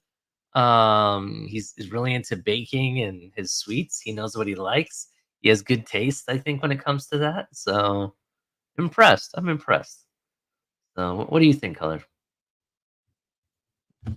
Yeah, absolutely. He just needs to get a distributor up in the 561. We'll be all good. Yeah, definitely. Let's hear what Coach has to say, and we're gonna have to listen carefully so we can make sure maybe we can get with him and maybe we can market some color commentary coffee in his cookie shop. Let's keep it moving, Color. Out and always leave room for people to have an unexpected fast expeditious recovery, but as far as today, not planning on to see him. How did A-Chain do in his debut, and where do you feel he's at? I thought he did well with his opportunities. You can tell that the game's not too big for him. The biggest challenge is absorbing the entirety of the game plan, which I think he's made vast improvements upon during the course of really since in the spring and through training camp. So I think he, fortunately for the team, he's prepared for the further opportunities that he'll be giving moving forward. Your first NFL game as an intern was a Broncos at Dolphins matchup, right? Yeah. What did that show you about the early season September home field advantage? Well, that was pre-global warming. It was hot. I think it's all in each individual team and how they're prepared. I think there's a challenge to adapt to every place you play in terms of it's outside of normal to a degree, but the good news is it's the same atmosphere for both teams. I think they're very used to it when people travel mile high, and I'm sure they're going to be prepared for the humidity. Along those lines, first regular season game against your hometown team. When you think of the Denver Broncos as it relates to your journey, what comes to mind? It's a big part of it. It's where I fell. That it was the team that I found my love for football with, and their jerseys were orange at the time for the most part. Also, a couple of the biggest influences that I've had from the game of football in terms of Mike Shanahan and by extension Kyle Shanahan and Gary Kubiak, and it's a great franchise. I have played them before, not as a head Did he? coach. Hey, pause it a second, Ali. What's up? Did he just excuse himself of liking the Broncos because they have orange jerseys? I mean, I'm liking this. This guy's a Dolphin, man. He's like, just so y'all think I'm not a Dolphin fan, they had orange jerseys. Like, that's great, man. Like, he just knows how to watch his P's and Q's, man. Like, he knows what room he's in all the time. There's something else I want to bring up about Coach McDaniel that I found out. I don't know if it's in this video at all. Well, I'll talk about it after the video, but let's keep it going, Color. In the journey, once you get in the business, the teams don't feel the same. So it's like I guess it's like how you don't treat bosses the same. Like technically the organization's my boss, so like it's just like, all right, it kind of loses its fandom, so to speak, but tremendous organization, and I wouldn't be here without it. Coach Patrick Surtain has not allowed a whole lot of completions or yards this year. What's the challenge of game planning for a defense that has someone that can lock down a full side of the field? His son? Yeah, I know he hasn't given up anything. I think you want to talk about a tough position. That's why you kind of know by name the guys that are the best in the business, and I think he's in that category for sure. Because put it this way, your job is to cover someone with your back to the thing you're defending, which is the goal line. And you have no idea what they're going to do. So you talk about you have to have certain traits to be able to execute that, as well as you have to be deliberate in your approach. You have to have technique and fundamentals, and you have to be patient when you need to be and aggressive when you need to be. So I think he deserves all the praise he gets. He's a heck of a player. I want to comment on this real quick. So first of all, I believe that Travis Wainfield was the one that asked that question. You just said Travis Wainfield said that Patrick Surtain, what can you do when you go up against a lockdown corner that locks down an entire side of the football field? I'm going to tell you straight up that you just challenged Mike McDaniel, and he's going to prove a point that you did not cover that side of the field. I'm going to tell you right now. You're going to end up seeing him throwing at Patrick Surtain now. So what do you think of that, Color? The last time somebody said that, oh, they're going to take the middle away or take this side of the ball away, or they're going to put Tua on the turf all day. Yeah. And the last time they said that, what did Mike McDaniel do? He said, I'm going to prove it to a point that you're wrong. And he did that effectively. You know what I mean? So now you just challenged him. He's going to prove that. So Mike McDaniel's like the Merovingian in the Matrix. He's like, you see? Mm-hmm. He's just a man. Oh, a glass full of water is just water. That's and sometimes a slice of chocolate cake is just a slice of chocolate cake. Yeah, that's basically what I'm saying is like they challenged him with that because they said that I believe it was, I forget who it was, but they're gonna take away the middle. And he's like, oh really? Is that what's going to happen? So Right, just to prove a point. And I could see him doing the same thing here. This is the worst thing that happened to Bronco fans because now you've made a mission for Mike McDaniel, and he won't stop till he gets it right. That's Exactly. basically what's going to happen. That's Mike McDaniel's personal bulletin board material. You know? Heather Long is out the door to save Yeah. lives. Thank You you. have a great day as well, Heather. Yeah, you have a good day, Heather. So, but that's basically what happened. Did you hear what Heather Long said here? No. I'm sorry, I can't read it. It says, "I'll bake the TFTG boys some cookies and send them to y'all. Send them to you. All my cookies are so delicious." See, now it's starting to be a proper morning show with the audience sending us baked goods and stuff. You know what I mean? Like, all right, I'm down. We need to set up a PO box, I don't know why. Ollie. I don't know why I'm thinking of this song now. Oh my god, it's out of my head. Oh my god. So Send us food. now I can imagine Heather Long baking cookies, right? She's like, "All my cookies bring all the boys to the yard." I've got Oh, good I cookies. love you, man. I'm just Come kidding. try my cookies. And she lives in like that mansion that all the kids are afraid to walk by, you know, every day going to school. Oh yeah, the one that looks like it's a haunted house kind of thing. Right. Yeah, I think that's funny. But shout out to you, Heather. Appreciate the cookie offering. Definitely. Yeah, no doubt. Like I said, we got to set up a PO box, man. Hey, I'm currently at the Dunkin' Donuts. If anybody wants to come by and buy me a dozen donuts, Are there any New England fans there? probably. I gotta be careful around these parts. Yeah. Be careful. You never know. They're lurking everywhere up here in Palm Beach County.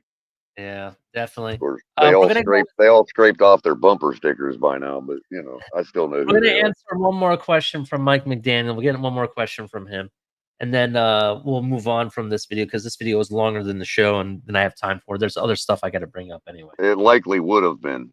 You know, that's McDaniel for you. Definitely. All right, let's keep going. Have relationships with many players. What's different about the head coach quarterback relationship, and how essential is it to success? You know, I think every relationship is unique to itself. I think, especially when you really enter into the journey with each individual player, like I try to do. However, there are certain things that, as a play caller, more than anything, that you're just hypersensitive to the extra things that someone has on their plate that maybe people don't really pay mind to. So that the stability and grounded nature that the quarterback position necessitates. Listen, you have the ball in your hands, and if you're throwing a temper tantrum, there's residual results to everyone on the field and the organization. And you know, for guys to be able to make plays, you have to either hand or throw the ball to them. So there's I think I keep that in mind and bear witness to that because there's, you know, it's hard to ignore all the different things that you're instructing him to do. So I think it gives you a true appreciation for all the things that need to take place from that particular individual, as well as his immediate surroundings and all the people that are in his corner with position coach, family. Like, it is all encompassing. You are judged retroactively, and no one cares how much you've invested, and you have to be okay with that. You have to just guiltlessly approach your job and not feel entitled to anything. You have to be hungry consistently, and you have to be ready for the unforeseen. You have to continually get better. It's very humbling, and I think that that relationship. I have a more direct scope I wouldn't call the relationship necessarily different. I would say that I have a I would say as true of an appreciation as you can have for all of the successes and earned things that he earns. It's weird English. Mike, this would probably be a unique week. All the successes he's earned. Oh, that's funny. What did you think of what he said, Color? He's a nut. I missed the last part because I had a phone call come in, but yeah. Wanted to say earlier, did he give credit to the Broncos for being prepared for the humidity at the same time saying that they usually play at Mile High? Like, oh man, that's funny. it's like, did he forget? Yeah, he may have.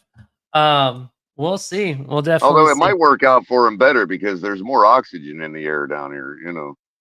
Yeah, that's true. That is true. We'll definitely see. We'll definitely see what happens with the Bronco game and the players and how they adjust.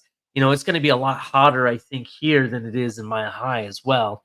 So with the humidity and all being different, the ball's going to be heavier, the air is going to be heavier.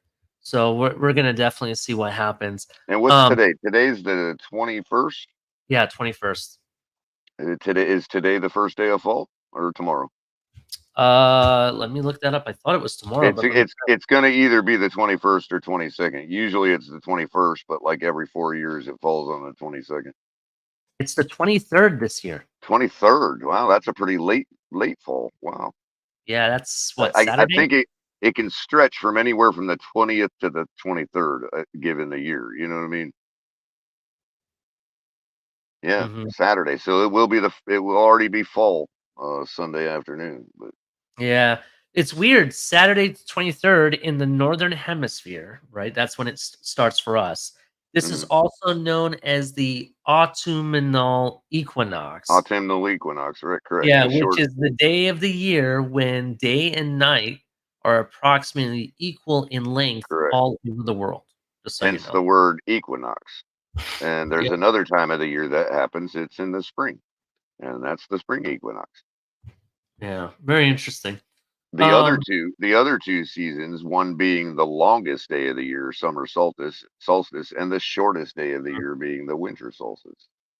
Yeah, definitely understand that. So I wanted to bring this up real quick, and I'm trying to find the article if life depended on me. There was actually a tweet about it in a short video. There's an interview that happened with Mike McDaniel, and he talks about the watch that he wears, right? And if you notice, he has this gold watch on his hand, and he tends to have it pretty much everywhere. It's like a big, gaudy looking kind of watch, in my opinion. Just my opinion. But he talks about how, I guess, like early on when he first got hired, he basically said, I'm going to bet on you guys and I'm going to do something that shows that I'm willing to take the risk if you are, right? And what that is he went out and bought like the most expensive watch he could find. He basically made an investment into a watch, right? And he said, "Isn't it crazy? It's my first year of coaching, and I'm making this type of investment. I could be fired by next year, and you don't even know. You know what I mean? That's crazy. It's very risky business. You know what I mean? And he keeps the time on the watch to match the time of the day that he was hired when he was hired, which I want to say it was like 2:46 p.m. or something like that, or 2:45 Tell him p.m. to stop lying. We know he's got it stuck on 420. Quit lying. Oh, you would wish that, right? No, just kidding. But no, that's what he said. And it kind of impressed me, like, this guy, like, not, he not only is very inspirational, but he gets inspired by life and karma and how the circle of life works. Do you understand what I'm saying? Like, he's like, everything is like an inspirational thing to him. You know what I mean? That's kind of what I was pointing out there, Color. You know what I'm saying? Mhm. But he goes on to talk about a lot more stuff about himself and his philosophy and whatnot. So I got to find out that article. Maybe on the next top of the tailgate, I'll read it and I'll share the link for it so you guys can watch it and whatnot. It was just kind of interesting.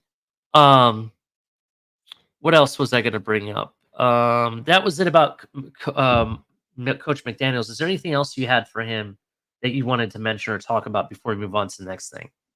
No, not really. Not really? Okay, fine.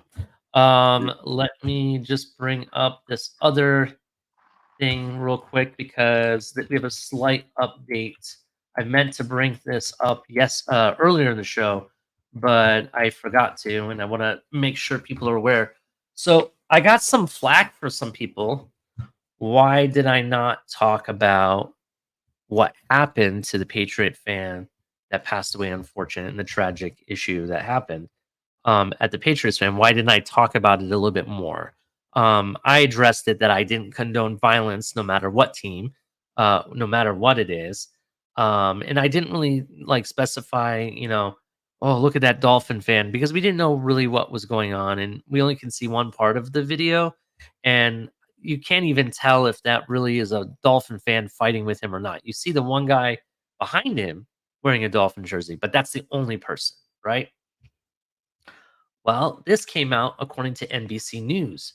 Patriots fan who died after stadium fight didn't suffer a traumatic injury, had a medical issue, the DA says. New England Patriots fan didn't suffer from traumatic injuries when he collapsed at a game and later passed away. Officials said Wednesday, suggesting his death may not be linked to a fight at the stadium. Dale Mooney, a 53-year-old New Hampshire resident, fell unconscious in fourth quarter of New England's Sunday night football game against the Miami Dolphins in the upper deck of Gillette Stadium in Foxborough and could not be revived, officials said. He was punched by a Miami Dolphins fan, according to what they're alleging. I'm saying alleging, because I still don't know, because I don't know if he's been identified yet. Have we identified the person yet, Color? Have they dropped his name? No? Can't hear you, Color, if you're talking. Not that I'm aware. Not that I'm aware. Yeah. But I find it. Besides the fact, I find it interesting how we're in a football stadium, so we have to identify people by their fandom. You notice that? Like Yeah. if this would have happened in a bar and they were both wearing indiscriminate clothing, would they have asked each other, well, who's your favorite football team? And then reported as a Dolphin fan punched a Patriots fan in a bar today. You know what I mean? Like, why do they have to keep mentioning that it's a Dolphin fan did this and that? How do we know he wasn't a Patriot fan wearing a Dolphin jersey to be funny? Yeah, this is true. In fact, I mean, couldn't even to tell if it was lead a with Dolphin that, jersey. yeah, Go to ahead. lead with that as if that's our identity. You know what I mean? Like as people, like it's Yeah. just because all that does is do exactly what it did, cause the fans to start bickering with each other and accuse each other of murder. I mean, it's stupid. Yeah. You And know? it also gaslighted fans of other fan bases to come over and Right. clash with Like Dolphins. what if it would have happened to be a Pittsburgh fan that just went to go enjoy football that night because he lives in New England? You know what I mean? And Yeah, and are we going to there be are those sitting there, types hey, of a fans. Pittsburgh fan punched somebody and blah, blah, blah, you know what I mean? Like, Yeah. But speaking of the devil, you mentioned that right, because at every single Dolphin game, home game, I see a Packers fan that has season tickets to see Miami just because he wants to watch Mhm. NFL football, and he Mhm. wears his cheese head and his Packer jersey to every game. Can you believe that? Every Right. game. Exactly. Oh. Another thing, what if the guy was wearing a Patriot jersey? Does that mean he's a Patriot fan? Well, not necessarily. Maybe it's a Dolphin fan that's too paranoid to go in that stadium with his own gear on. Yeah. Yeah. I mean, I've even told Crypto, because he's going to the Eagles game, right? And they say Eagles fans are the nastiest, right? I told him to be careful. He may want to not necessarily wear aqua and orange when he goes. You know what I'm Right, saying? I don't want right. him to deal with that because listen, this is one incident. There are hundreds and hundreds of other incidences that happened all over the NFL, not just this year alone, but has Mhm. been for several years. I forget which game it was. If the 49ers were definitely involved. I want to say it was 49ers versus Raiders, and there was guns pulled out in the parking lot. You know what I mean? These are things that happen all the time, and it's just because this one incident, everyone wants to, jump on that wagon of complaining about it or being upset or whatever, and it's tragic. And I feel bad for the family. I really do feel bad for the family Mhm. that happened, regardless of him, having traumatic injuries that were caused because of the fight, or if it was a medical issue. Because it's sad. The guy passed away. The guy seemed like a good guy, to be honest, based on what we've Right. been told about him. You know, so either way, it's sad. But the fact that you want to sit there and blame an entire fan base for something that they can't control that one person did, Right. right? That's messed up. Where were you when Raiders and 49er fans were throwing up guns against each other? Where were you when the Chargers Tennessee game that they were escorting somebody out? Police officials were escorting somebody out that caused a huge brawl on the steps and in the back area of the stadium, right? Where were you when that happened? What Right. about the one time when fans in right here in Hard Rock, there was some fans of opposing team wailing on a Dolphins fan and the cops are just standing there not saying anything. You know what I mean? I'm Mhm. sorry, but there's too many hypocrites around here, and if you're really gonna point out somebody, you need to point out everybody. Well, That's the reason. I was making fun of Andy Reid on the sideline in the stands in Arrowhead, and a Mhm. Kansas City fan took that personal and wanted to front me, right? Knocked into my mom and all this other kind of stuff, getting rowdy with me, and I'm just like, yo, I just looked over to the security and like looked at him and like, you gonna do something about this? Like, you know? And they Yeah. actually came over and warned him, like I'm not going to sit here and be like, oh, Kansas City fans are the worst fans in the league and they're just terrible people and all that. No, it was one guy that took offense to me yelling at insults to Andy Reid, you know. Yeah, but let's continue the article, color. So basically, it goes on to say that preliminary autopsy results did not suggest traumatic injury, but did identify a medical issue, according to the statement Wednesday from the Norfolk District Attorney's Office. Cause of the manner of death remain undetermined pending further testing. The DA's statement did not elaborate of the medical issue Mooney was enduring at the time. No one has been arrested or charged in connection with Sunday's incident. We'll be reviewing all the video and other evidence. We are still piecing this together.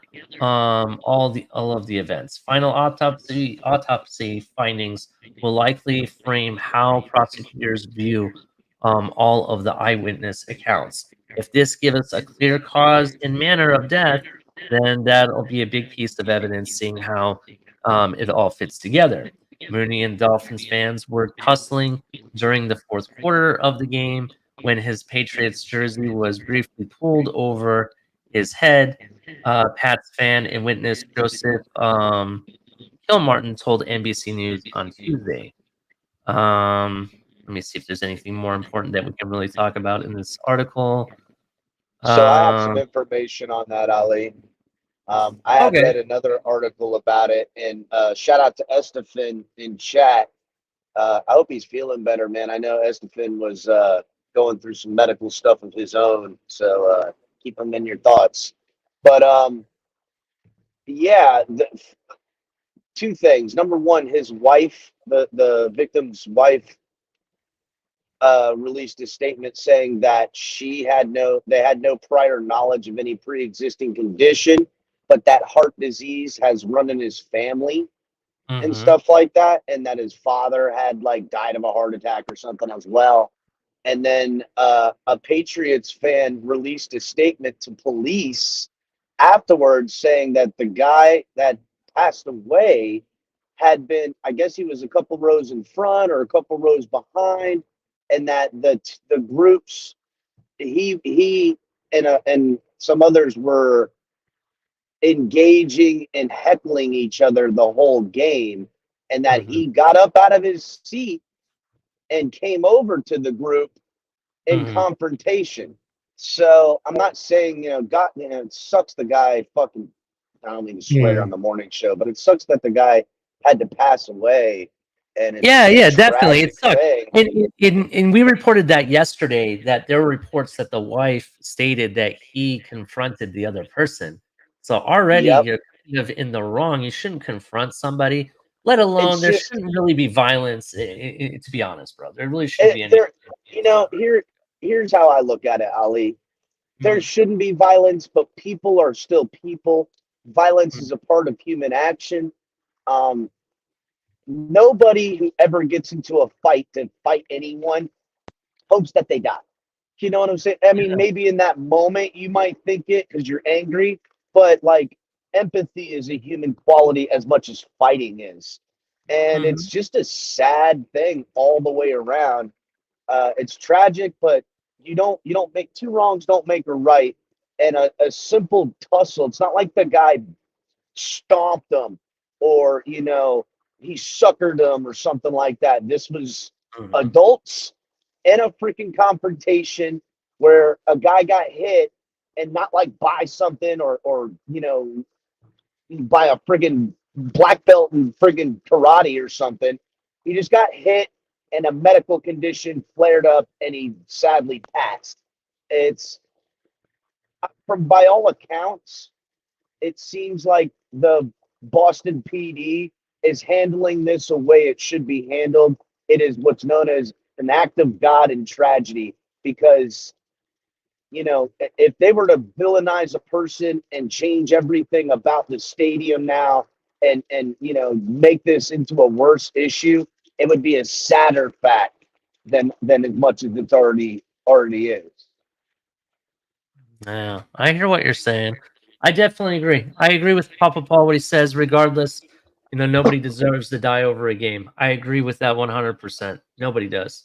That's true. We just don't even know that it's over the game. That's the point. Oh no, it was certainly over the game, color. No. What I mean is, if the guy's blood pressure was raised because of the game and he has a heart attack, that ain't no different than sitting in front of the TV getting excited and having a heart attack, man.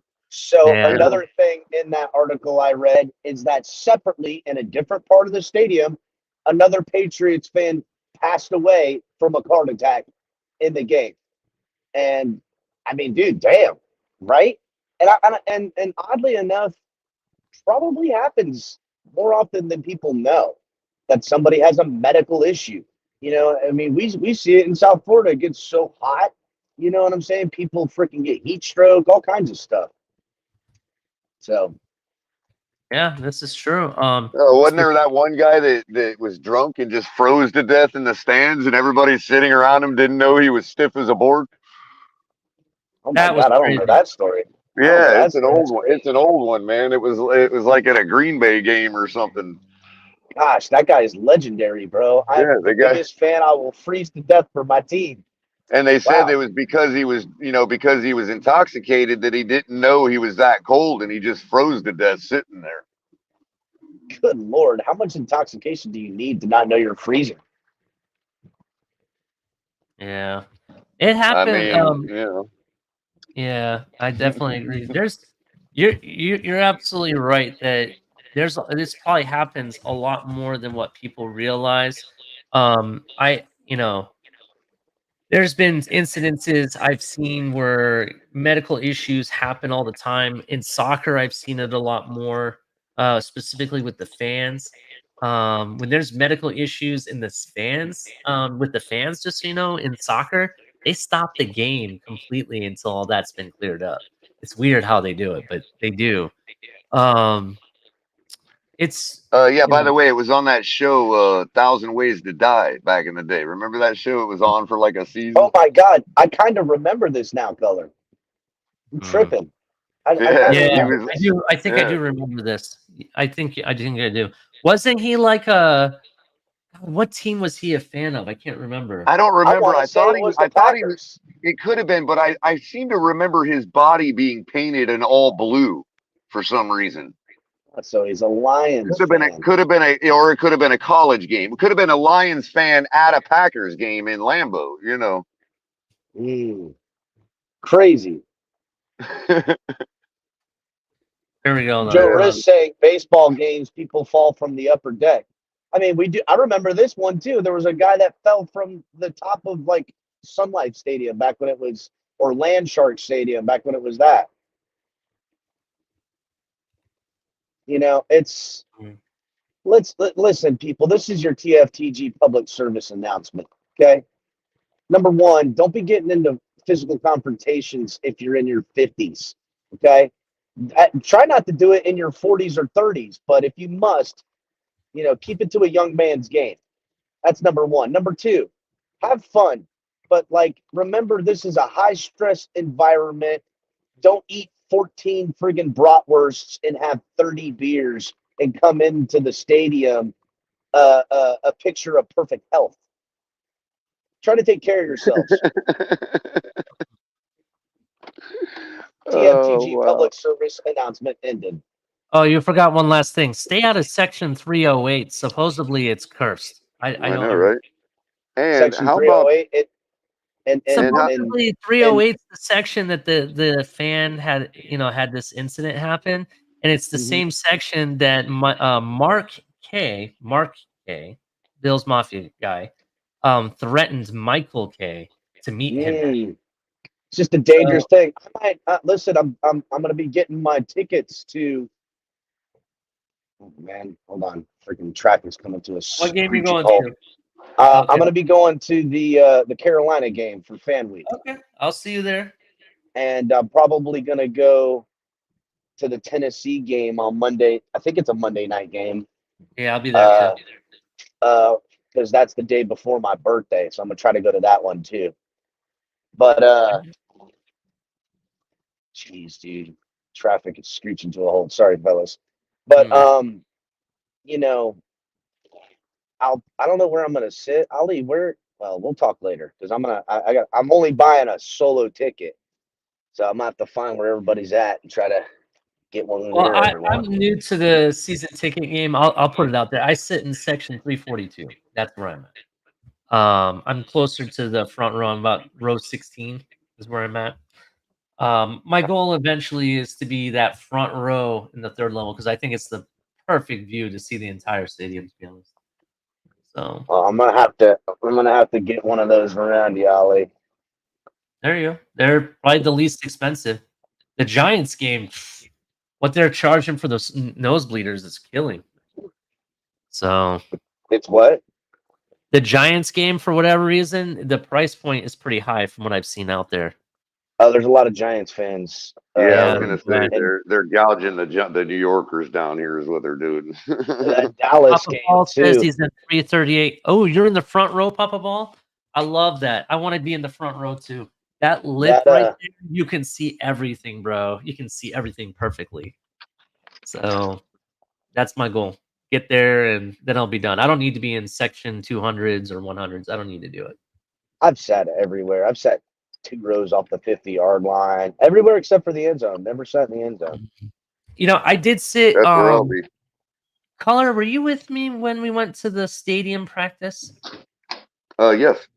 Yeah. When we were in the stadium practice, we got to sit down in the, what was that? The low 200s, like right there to the, if you're facing the away team, we were on the right-hand side of the away, area where those guys stand.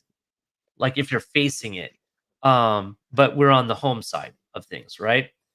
And, I liked the view. It was nice. It was exciting, but I couldn't see the plays developing as well as I can see from the 300 level. That's just the only thing I kind of don't like about it. You know what I mean? I like to be able to see kind of like that bird's eye kind of view. Yeah, especially when the team is on the far end zone. It's kind of tough to see things develop like that. Yeah. Yeah, I want to see it developing, and you can kind of see where the ball needs to go. It allows you to kind of see and read the game a lot better, in my opinion. Yeah, I think game changer what a game changer giant TV stadiums made everything, right? Mm-hmm. Oh, I'm telling you, because with the lower section, it's really about being close to the team, being with the smelling the grass, being in the atmosphere. Mm-hmm. But if you're watching the game, you're generally fixed on the jumbotron because especially if the team is on the far end zone. So it's kind of tough sometimes. But and if you're if you're on the sideline down in the lower section, you've got to literally see over the players standing there. It's tough. The players are literally standing in your way, in your view. Yeah. CB83 says he sat near us at that stadium practice. I remember, yeah, it's just too low. Like I like to kind of be at the next level to kind of see Right. above and see how the players. It's like watching a chess game. You don't sit Who is there that? really close to the edge of the table looking face forward as the pieces move. You're looking from above. You know what I Right. See, mean? if they weren't so expensive for regular season games, where he was at is actually where I want to be one day. Like either back row of the first section or front row of the second section. You know what I mean? Yeah, the second But level. Yeah. Mm-hmm. watching the game. We lost. There you are. Yeah, I was saying as far as affordability goes, front row of the third section is the best place to watch the game. Yeah. Real quick fantasy news, because I said I was going to bring up my DraftKings lineup. I have made a 49ers stack. I expect 49ers to take this game tonight. No problem. Your captain should be McCaffrey. The guy's the best running back in the league. He's going to put up 30 points on his own without even being the captain. Imagine what your captain score is going to give you. Yeah, but is and that going to also- overweigh the fact that you can't afford anybody else for any other points? I did. You want to know what my lineup is? I'll bring up my lineup for you, caller, here real quick. And just real quick, with that being said, if you are a Giants fan, Saquon Barkley is out for this game. He will not be playing. Just be aware. Brutal. So I 49ers running them over. And yeah, CB83 club level is fire. I've sat club level at Jacksonville, Tampa, and Miami, and they're all really decent. Yeah, you can't Club beat level? the air-conditioned promenade, man. It's not only Sure. that, dude. You got TVs inside the room, catered food, and friggin' alcohol as much as you can drink. Right. It's pretty awesome, bro. Well, you're talking about a box seat or a suite, but they're on the club level. But the club level is 200. So if you even have a regular seat at club level, you get to walk through that promenade with the AC on, man. Now, Yeah. if you're not sitting in the air conditioning with freaking catered food and the drink, I mean, it's Yeah, I it's never got nuts. that yet. I never got in the box yet, or in the suites. That'd be really cool.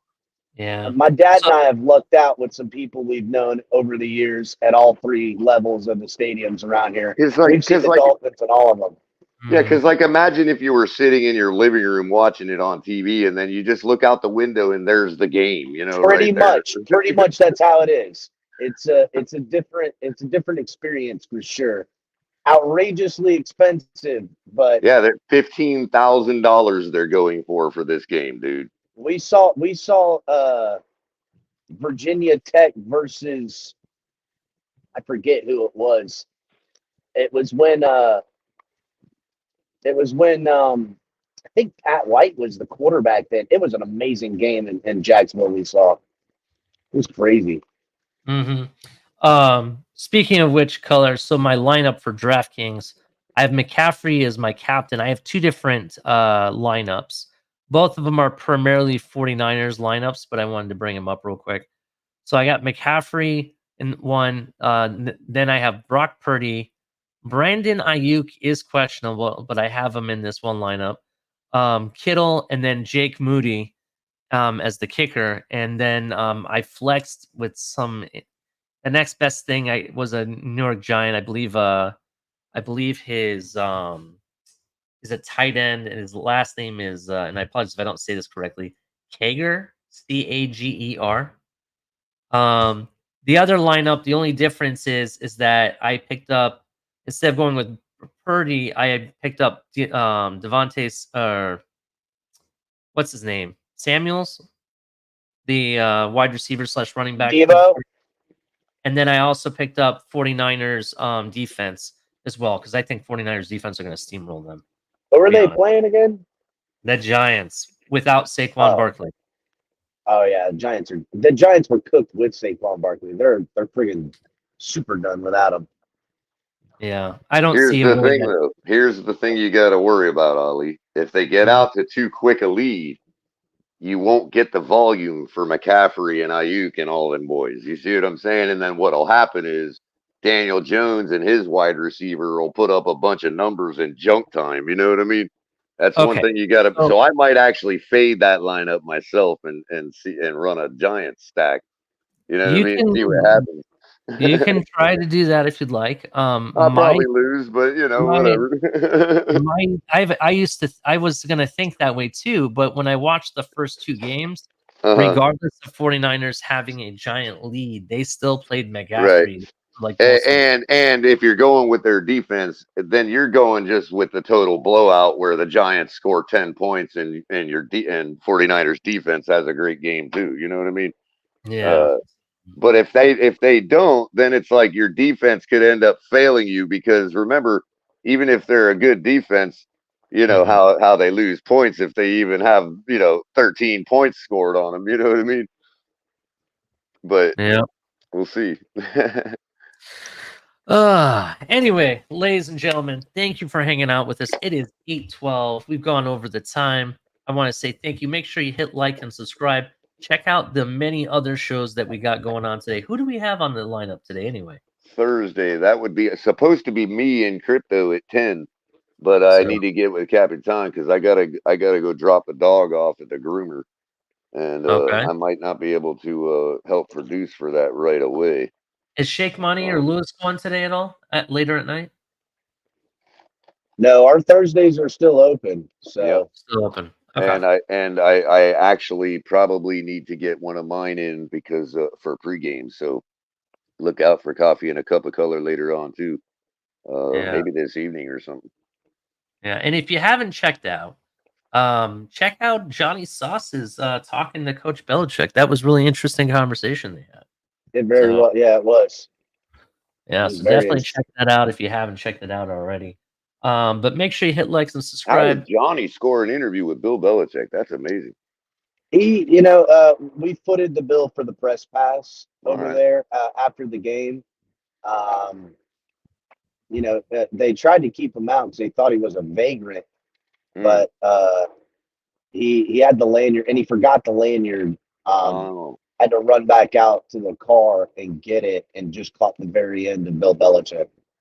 I have one question for Johnny Sauces. If you could ask him for me whenever you get a chance, can you find out at his interview with Bill Belichick, did he actually offer Bill Belichick a cigarette or not?